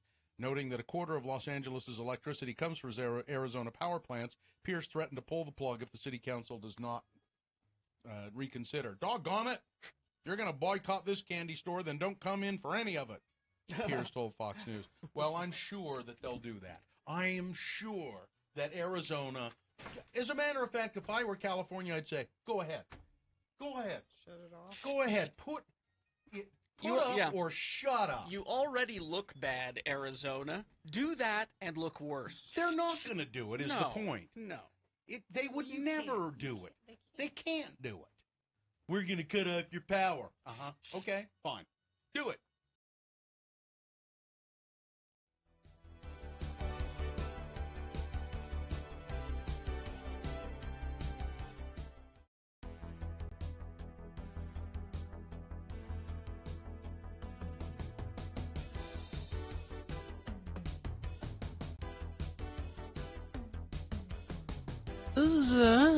on this day. In 1953, guitarist for the American new wave band the B-52s, Ricky Wilson, was born. Now, he tragically died very young, at 32, from AIDS. Oh. And Was that did Cindy not Wilson's? tell. Was that Cindy Wilson's brother? Mm-hmm. And Yeah. he did not tell her or anybody in the band that he was sick. They didn't know until he died? Or close to it. He must have been sick, they said. He said he didn't want anyone to worry about him, is what he said, I guess. So. There you go. I got my copy. Did you get one of these? Copy of the Epic Times? Oh, We yeah. can't see it. Yeah, you need to hold it against your face. There you go. There. What is the yeah. Epic Times? I immediately took it and put it in the recycle. I find it fascinating. Do you know what it is at all? Yes. I don't know what it is. So they want you to. This is yeah. a sample copy, and they want you to. You need to warn your subscribe to it. right-wing friends on Facebook to stay away from it. It is, I'm not exaggerating, Chinese propaganda. Yeah, it's although they deny it, there's a religious kind of Buddhist sect in China called the Falun Gong. They're very controversial. They don't have an easy time of it in China because the government doesn't care for them. But they're linked to all kinds of terrorist activities and things like that in other parts of the world. And apparently, I mean, there's no indication in here that they started this, but they deny it. Well, of course they deny it. But people say it is in fact the case. And as you read through it, it's an extremely right-wing paper about, and it's all centers on what's going on here in America. Yeah. Here's communist tactics to force self-censorship is sweeping America. Trump builds leverage for overhaul of the Republican Party with fundraising gambit. Do they say, like, I'm curious why you got it. They just I don't know. randomly They sent send it out? They've just been. It's like junk mail. And Oh. you can, anybody can buy, and send you junk mail. It's Yeah. the same thing. They've got a lot of money. They get a lot of donations from a lot of right-wing causes because it helps spread the right-wing message, which is essentially Russian and Chinese propaganda, mostly Chinese. Though. They essentially started. I was reading an article about them. It was a free paper that they gave away on street corners in New York. People would just stand there and hand it out to people who hope they would read it. But And how do you know? How do you know that it's fake foreign propaganda? Mike Lee posts it on his Twitter. Oh, does he? Yeah. Oh, I didn't know that. Yeah. Does he call it the paper? I read this Probably. in the paper. Probably. It's not stupid, I'll tell you that. Oh, they're smart in their deception. I mean, they really are. it's pretty. It's pretty well written, is what I'm saying. It's not like a bunch of monkeys with crayons. Does it have a crossword puzzle? Not in the sample. There's nothing fun. Nothing fun. No cartoons. Not that I can see in the sample. No, this is just a sample, though. Maybe they have a section on cooking tips or something. That's all. But yeah, if you are so there's the editor-in-chief. He doesn't look like he's Chinese. He's a bearded. Relationship advice? Do they have a relationship column? Or? No, not that I can see. No, if your grandpa or your uncle or whoever it is quoting the Epoch Times, it may be too late. Is all I can There's say. no hope for you. Carrie, it says here, the Epoch Times has made me a much better informed American. I'm very pleased with my subscription. Said who? Of an informed American. An informed American, of course. Yes.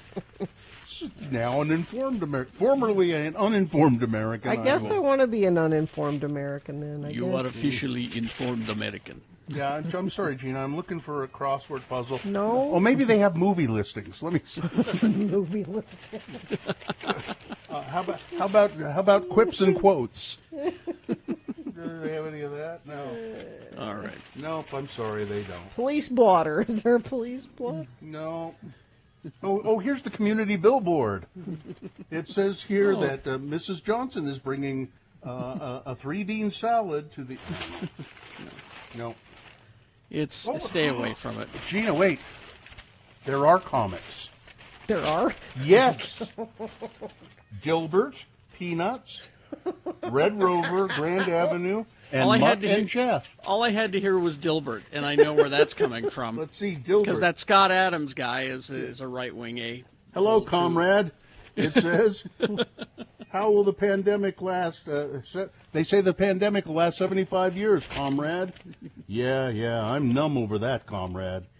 Andrew wants to know if Mallard Fillmore is in there. All right, we got to take a break. We'll be back with Boner Fights and Boner of the Week, all coming up. Stand by. Michael A. York and Associates. Go Taxes. to, well, you just call them 801 Refunds. Mm-hmm. That says it all right there, doesn't Yeah. it? You know the kind of tax nerd he is. Yeah. Or you can go to the website, which is michaelayork.com. If you have a small business in particular or a side business, Michael A. York can really help you with your taxes. You might not know that you have a side business. In your mind, it might be, I just do this thing on the weekends for a little extra money. I get paid cash under the table. I don't have to worry about taxes with that. Michael says not only should you worry about it, it might be beneficial to you to claim that money on your taxes. And Michael can explain it better than we can. So if you're selling the extra eggs your chicken lays, for instance, you might be able to claim that as income and then have a great benefit on your taxes. So call Michael A. York and Associates, 801 Refunds, or visit their website, michaelayork.com. The best news that I received in New York, well, the best thing that I learned, okay, is that I never have to go on a cruise again. Good news, everyone. That's good. Oh, I know why. News, everyone. I know why. Yeah. Why? We went out to Liberty Island, and this is the second time now that Sue has gotten seasick. You go on a ferry out there. Yeah. One time before is we took a cruise around the bay up in Seattle. She was just completely messed up the rest of that trip. And this time, it was our last day in New York. We went out, and she got seasick and was just miserable the rest of the day. So that is some great news. I never will have to go on a cruise. I've been on one. I'm not a cruise guy. Yeah. You know, you're no matter either how old you get. You are a cruise person or you're not a cruise person, and that's all there is to it. I've never been on a cruise, but I'm worried I would get on a cruise and discover that I am not a cruise My wife person. got quite seasick on a cruise. I think I would enjoy a cruise if it were the right one. Well, now, see, that's the thing, is that a friend of mine, my friend next door, neighbor, Buckley, he came over and he said, there's this cruise that we go on every year in October that I think you'd have a lot of fun, and you and Sue should come with us. It's a Halloween cruise to Mexico, and people just get rip-roaring drunk, and they're running around in costumes. And I said, well, two things. I don't think so, because that doesn't sound fun. Yeah. I'm trapped on a doesn't boat really. with a bunch of lunkheads. But there's booze. And second of all... That doesn't make everything better. Yeah, believe it or Really? not. No. Believe it or not. Because, there are just some people who drink I don't like to be around. Yeah. And I'll bet they're the same kind of people who like to dress up in Halloween costumes, I mean, imagine being locked in Port au Call on Halloween for 3 days. Say no more. See, the worst kind of cruise are those. I mean, do you want to go on a booze cruise? You don't. You don't. I'm telling you, It sounds you don't. like a good idea. You just don't want to. Those things that they label as booze cruises. Didn't you guys go on one in Mexico? Yeah. Hawaii. Hawaii. We went in Hawaii. And it was terrible. Yeah. It was just terrible. But there's these small cruise companies that are real high end that I think it'd be kind of. Or I'd like to do. There are river cruises where they do cruise adventures on the great rivers of Europe and things like that. I think that'd be. Now that'd be okay. A cruise of the Rhine on a boat with maybe it's like 100 other people or something like that with high-end gourmet meals, but they're expensive. But I have been spared the hardship that is the cruise. So thank you, Sue. Forever. Thank you, Sue, for being seasick, for being a landlubber. Thank you. She doesn't have sea legs? No sea legs. Unless we Utahns are diligent, our taxes will be raised without our knowledge. Did you know that right now there's an organization who thinks they know better than you how to save Utah schools? This group wants to raise your taxes. Wouldn't you agree that's just not right? Well, so does Republican Representative Arthur McCarty from Roadside Table, Utah. He began the group opposed to the suggested 10-cent Jello tax. Citizens against People for Alternative Revenue Tax Income believe that not only is the proposed Jello tax wrong, it's also cost prohibitive. The state would have to establish a Jello commission and then open costly state-run Jello stores. Then it's only a matter of time before racketeers would begin smuggling in gelatin from neighboring states. Taxing green gelatin would also place an unfair burden on those people who mostly buy this product. Large LDS families, already on a tight budget, would end up paying for a greater portion of public education than would people with no children at all. And that's just not fair. Hello, I'm Republican Representative Arthur McCarty. Please call your state legislatures and tell them to vote NO on the green Jello tax. It's time to get big government off our backs. Paid for by Citizens Against People for Alternative Revenue Tax Income.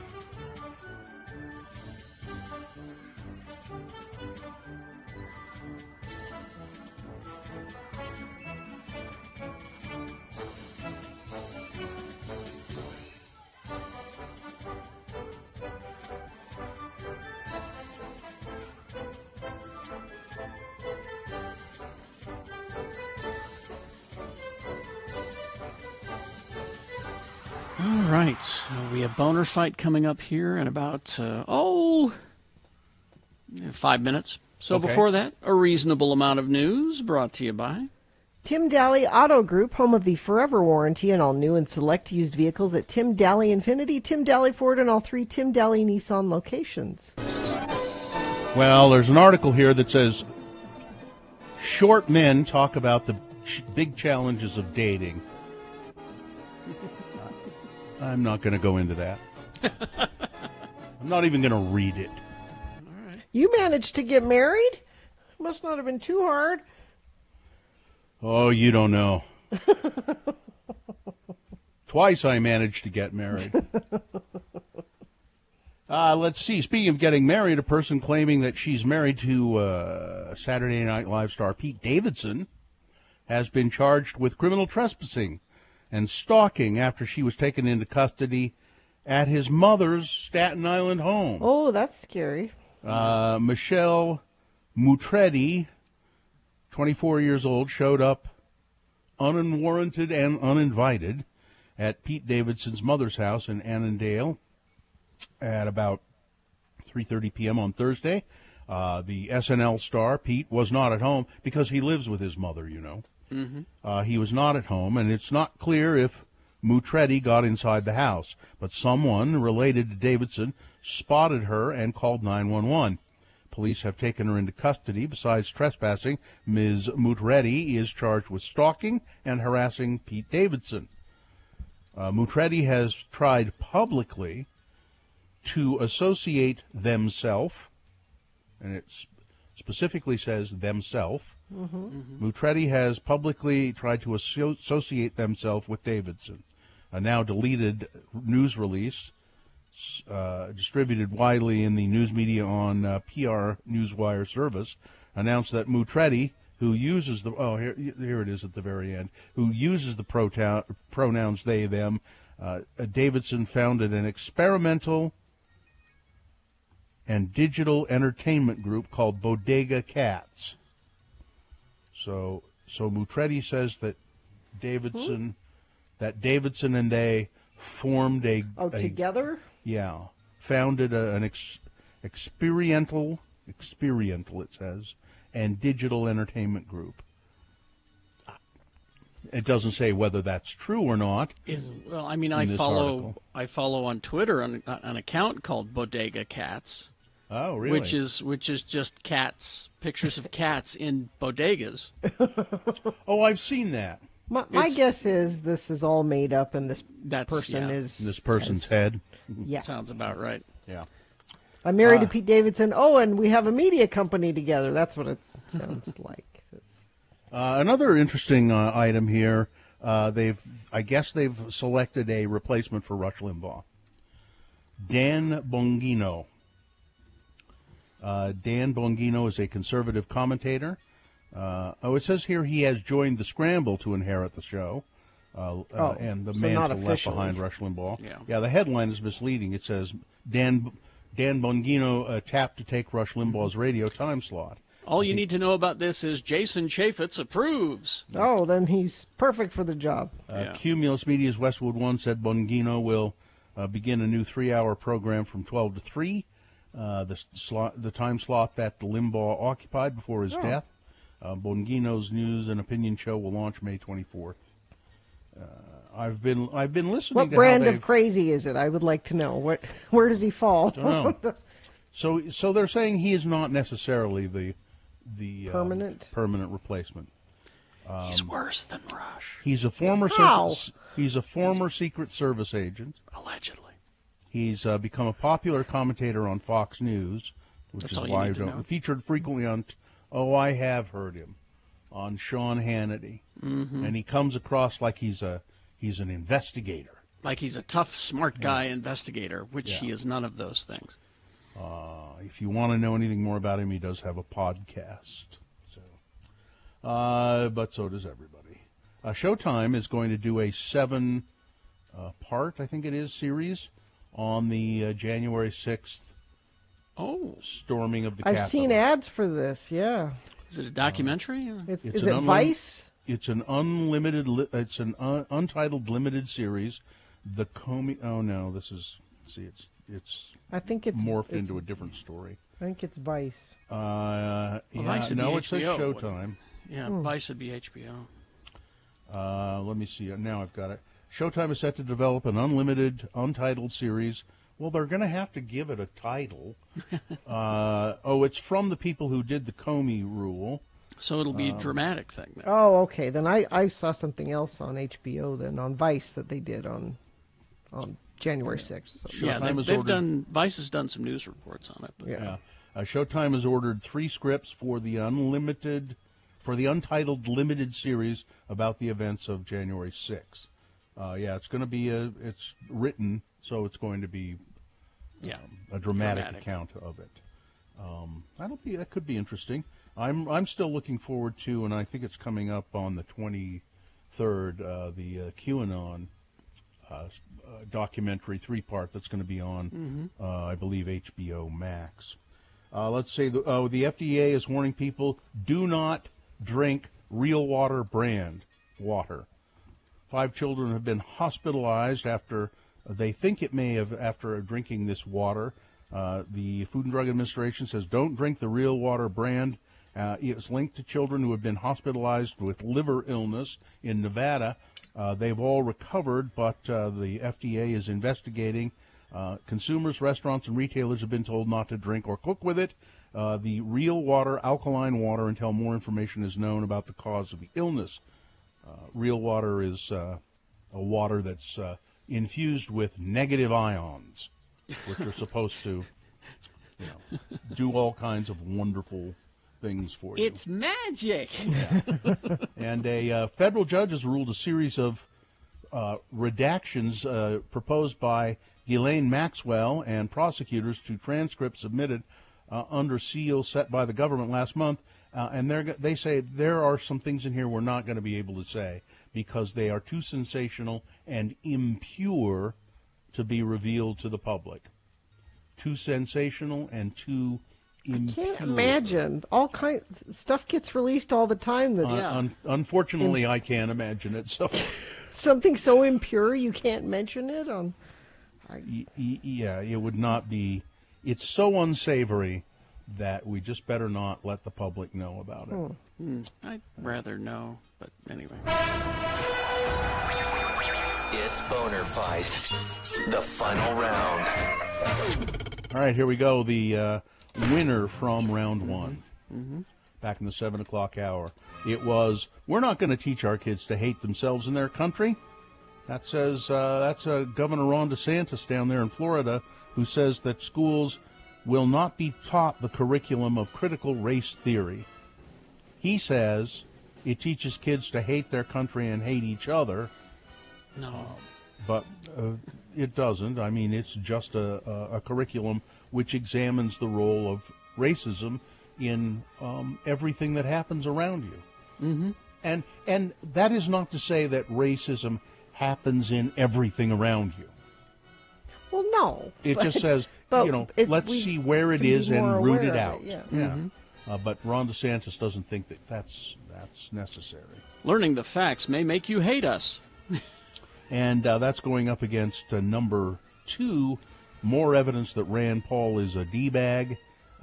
Dr. Fauci getting very exasperated with Rand Paul in a COVID-19 hearing, saying, "Oh, here we go again," to Rand Paul. When Dr. Fauci gets upset, you know it's bad. That's number 2. All right, there you go. You've got to decide of these 2 candidates, which one is the worst, which one deserves to be Boner of the Day for today, March 19, 2021. 1 or 2, remember your candidate number, the one that you think should win. Put that number, that single digit is all we need, in the message of a text. And then you text that to 33986. Easy, 1 or 2. Or you can call the producer's booth at 877-602-9696. Use your voice to vote. Or go online, x96.com. Let the page load, and then refresh your browser because we just put the voting box up. It says Boner Fight, March 19, 2021. You can vote there once you refresh. You have until the end of these messages. Let's go. It's Boner of the Day.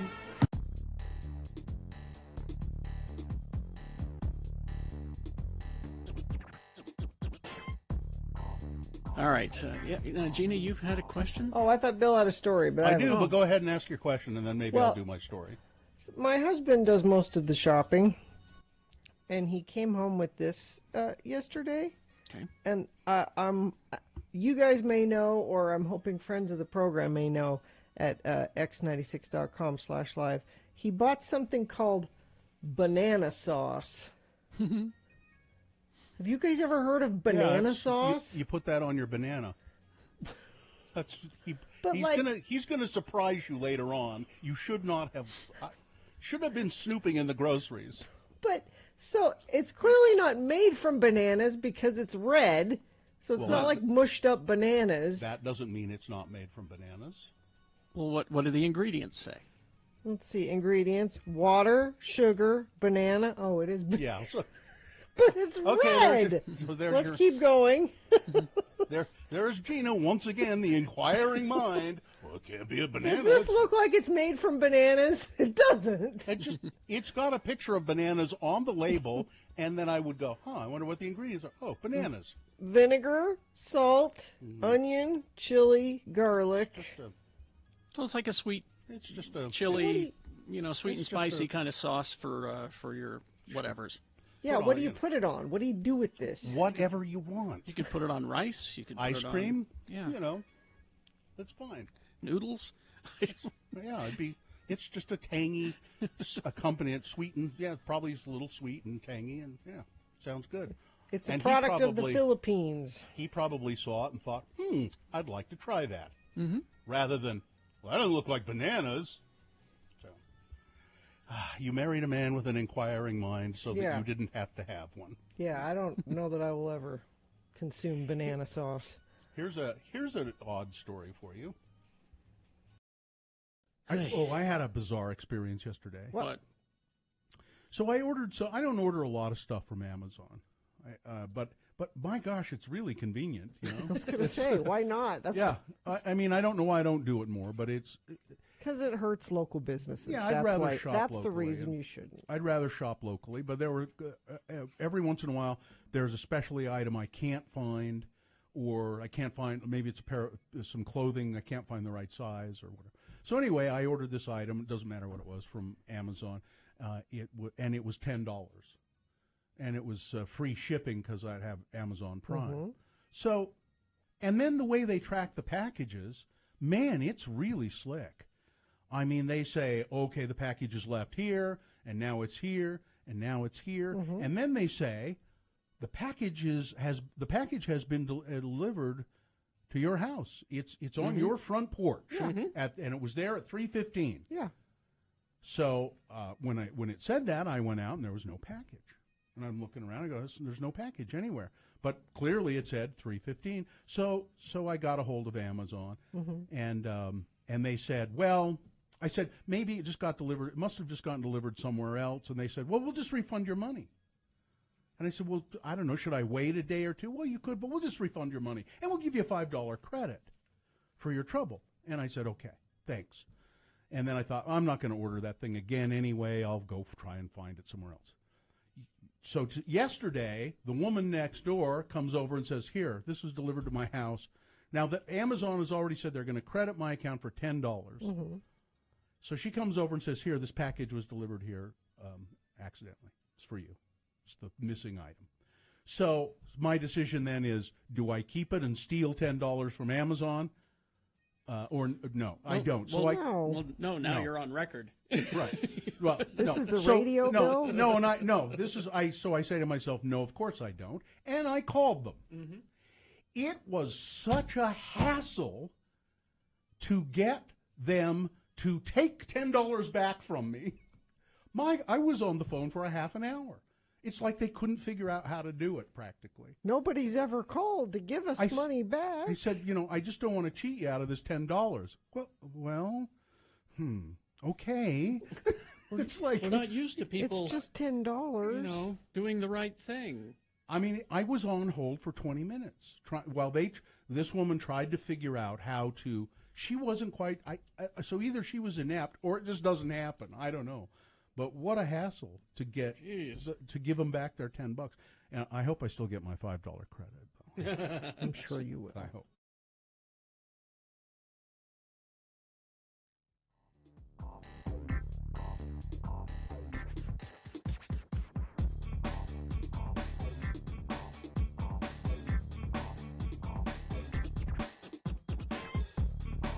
Well, we'll be talking about Mad Marchness after we award this Boner of the Day.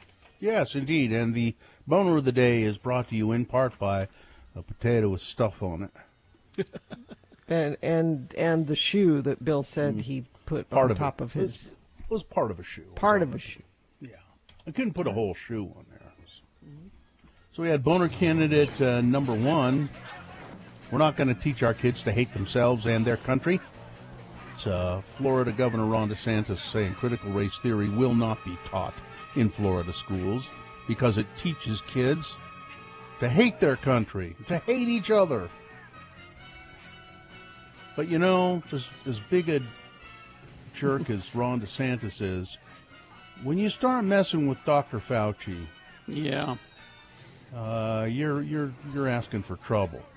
Because Dr. Fauci showed his exasperation with Rand Paul, letting Rand Paul and the rest of the country know, I think you're a D-bag.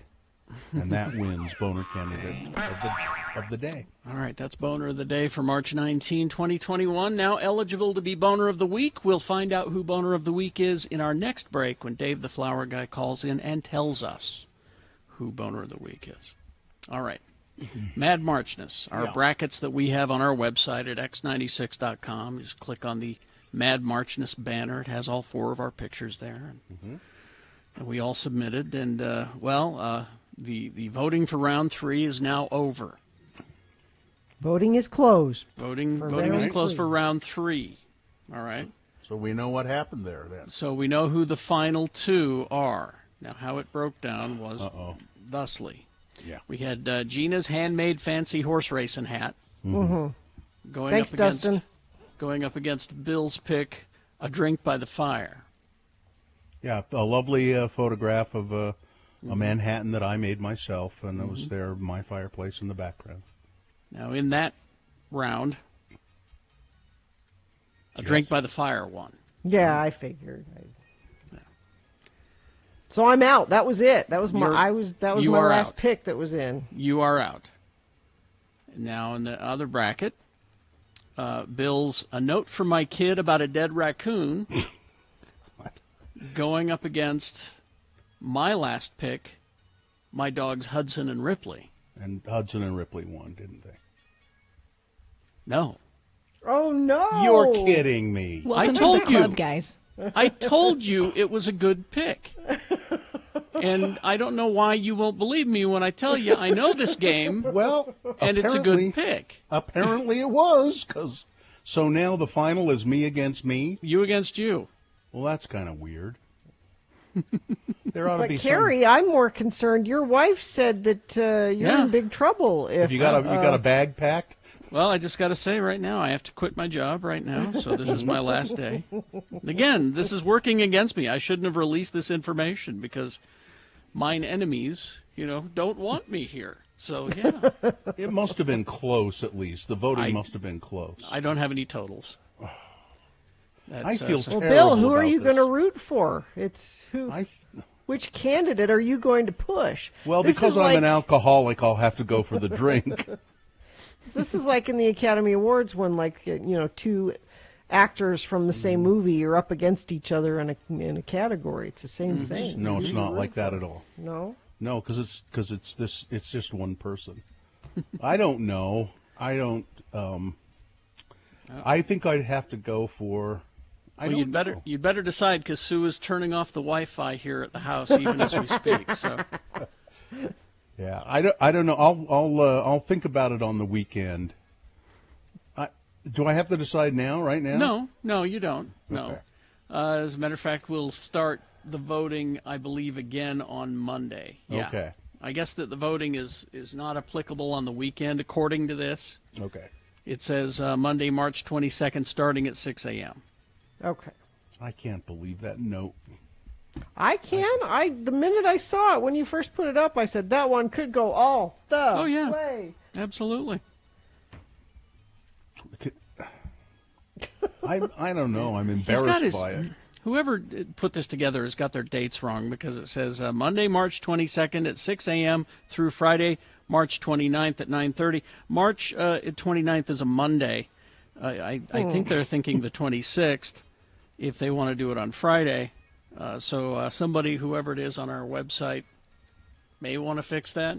Look at a calendar. I don't know. Mm-hmm. Okay. But there you go. So there it is. You've got to decide. It's Mad Marchness. Everyone's got a bracket. This is our bracket. Yeah. God, all right. Well. Okay. I'm embarrassed. Stop. We'll take a break. We'll be back crawling towards the exits and boner of the week after these. RanLife.com. RanLife is a local mortgage company, and I've refinanced with them twice, and it's been just a really simple experience, an easy thing to do, and it saves money when you do a refi, or maybe you want to get a mortgage to buy a home. RanLife is a local company, and they handle all kinds of mortgages. So give them a call, 801-478-4500, and their experienced loan officers are standing by. You'll get a free, no-obligation quote from their loan officers. Really, they're great. And our listeners, some of them have contacted me and said, I took your advice and I went to RanLife, and it was a wonderful experience. They make it so easy to get mortgage money or do a refinance. So RanLife.com is the website, or give them a call, 801-478-4500, 4500. That is RanLife. Now, I saw this story today, and Is that the one I was going to mention Yeah. earlier? the headline is, creator of the Labradoodle calls it Frankenstein's monster. Excuse me, I'm sorry. This was my dog. His name was Tippy. Now, I know a Labradoodle. I know That several. is a lovely dog. I know several Labradoodles. Okay. Or golden doodles. That's another kind Yeah. of doodle, but this Oh, is maybe this is a golden doodle, I know. this is the Labradoodle specifically. I'll read you this. An Australian man who created the world's first Labradoodle says he regrets creating the popular hybrid breed, claiming in a recent interview that the majority of the dogs are, quote, either crazy or have hereditary problems. Wally Conran bred the first Labradoodle, a cross between a poodle and a Labrador retriever, in 1989 for a blind woman who couldn't have a guide dog because her husband was allergic to the dog hair. Oh, I see. Okay. Fast forward 3 decades, which I didn't realize they'd been around that long, but the Labradoodle's become one of the most popular mixed breed dogs in the world, a fact that doesn't sit so well with the man who made them. I opened Pandora's box and released the Frankenstein's monster, said Conran. He fears people are overbreeding the dog, creating versions of their own, including Groodles. What's that? Well, this says golden retrievers and poodles. I always thought that was a I thought that's golden a doodle. Golden doodle. Yeah. Okay, maybe it's Groodle. Golden doodle sounds better, but Spoodles. Spaniel poodle. Spaniel poodle. Spoodles. I find the biggest majority are crazy or have hereditary problems. I have met some damn nice Labradoodles, but they're few and far between. He spent 3 years trialing more than 30 poodles as guide dogs because their hair was hypoallergenic, but they didn't have the right temperament. They're damn cute dogs. They are. So I wish they would do one that tastes like cotton candy. But they're everywhere. They are. Well, and apparently we haven't known that they're crazy. Yeah. Well, the one I know, I don't know him well, but it belongs to Luba and Nome. His name is Leo because he looks like a lion. Is he? So I think he's a golden doodle. Maybe so. He's got floppy ears. I'm looking at pictures here. I don't know. They look sort of the same to me. But he's got that curly hair though. Well, that's the poodle. That's the oodle part of it. The oodle. That's why they do it. Is they don't shed, and usually poodles are good for people. I don't remember which one he is, but he's a very nice dog. But I wanted to say on the record that I don't go for the doodle. Doodle? No, I like the have doodles? I have a golden retriever. I have the old school dog. I don't cotton to the mixing of oodles and doodles. Are you a racist? No, You're a I'm racist. This is misogynist. You're a misogynist. That's what you are. You don't believe in mixing of the races. I'm a goldist. Hannah says Labradoodles are so hyper they chew on everything. My friend's Labradoodle chewed up a medical pill bottle, and their cat ate the pills and died. Now, See, they are crazy. Now this Labradoodle, I guess he is Leo. He does like to chew stuff, but they have plenty of chew toys there for him, and he's very well behaved. Ooh, I had a golden doodle, and it had a lot of health issues. I had to put it down in the end. So sad. And I think part of the problem is they're overbreeding them now because they're super and you can get the minis. Oh, see, now that's more my The mini. Yeah. What? I like little dogs. Yeah. Playing God though. Yep.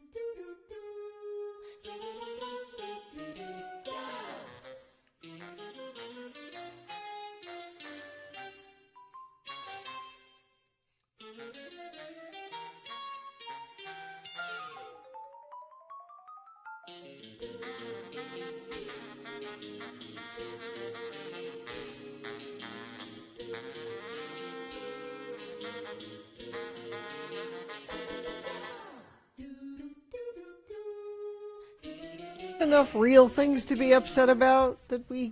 Carrie, there's something I don't understand about Captain America. What's that? And maybe you can't explain it in enough time.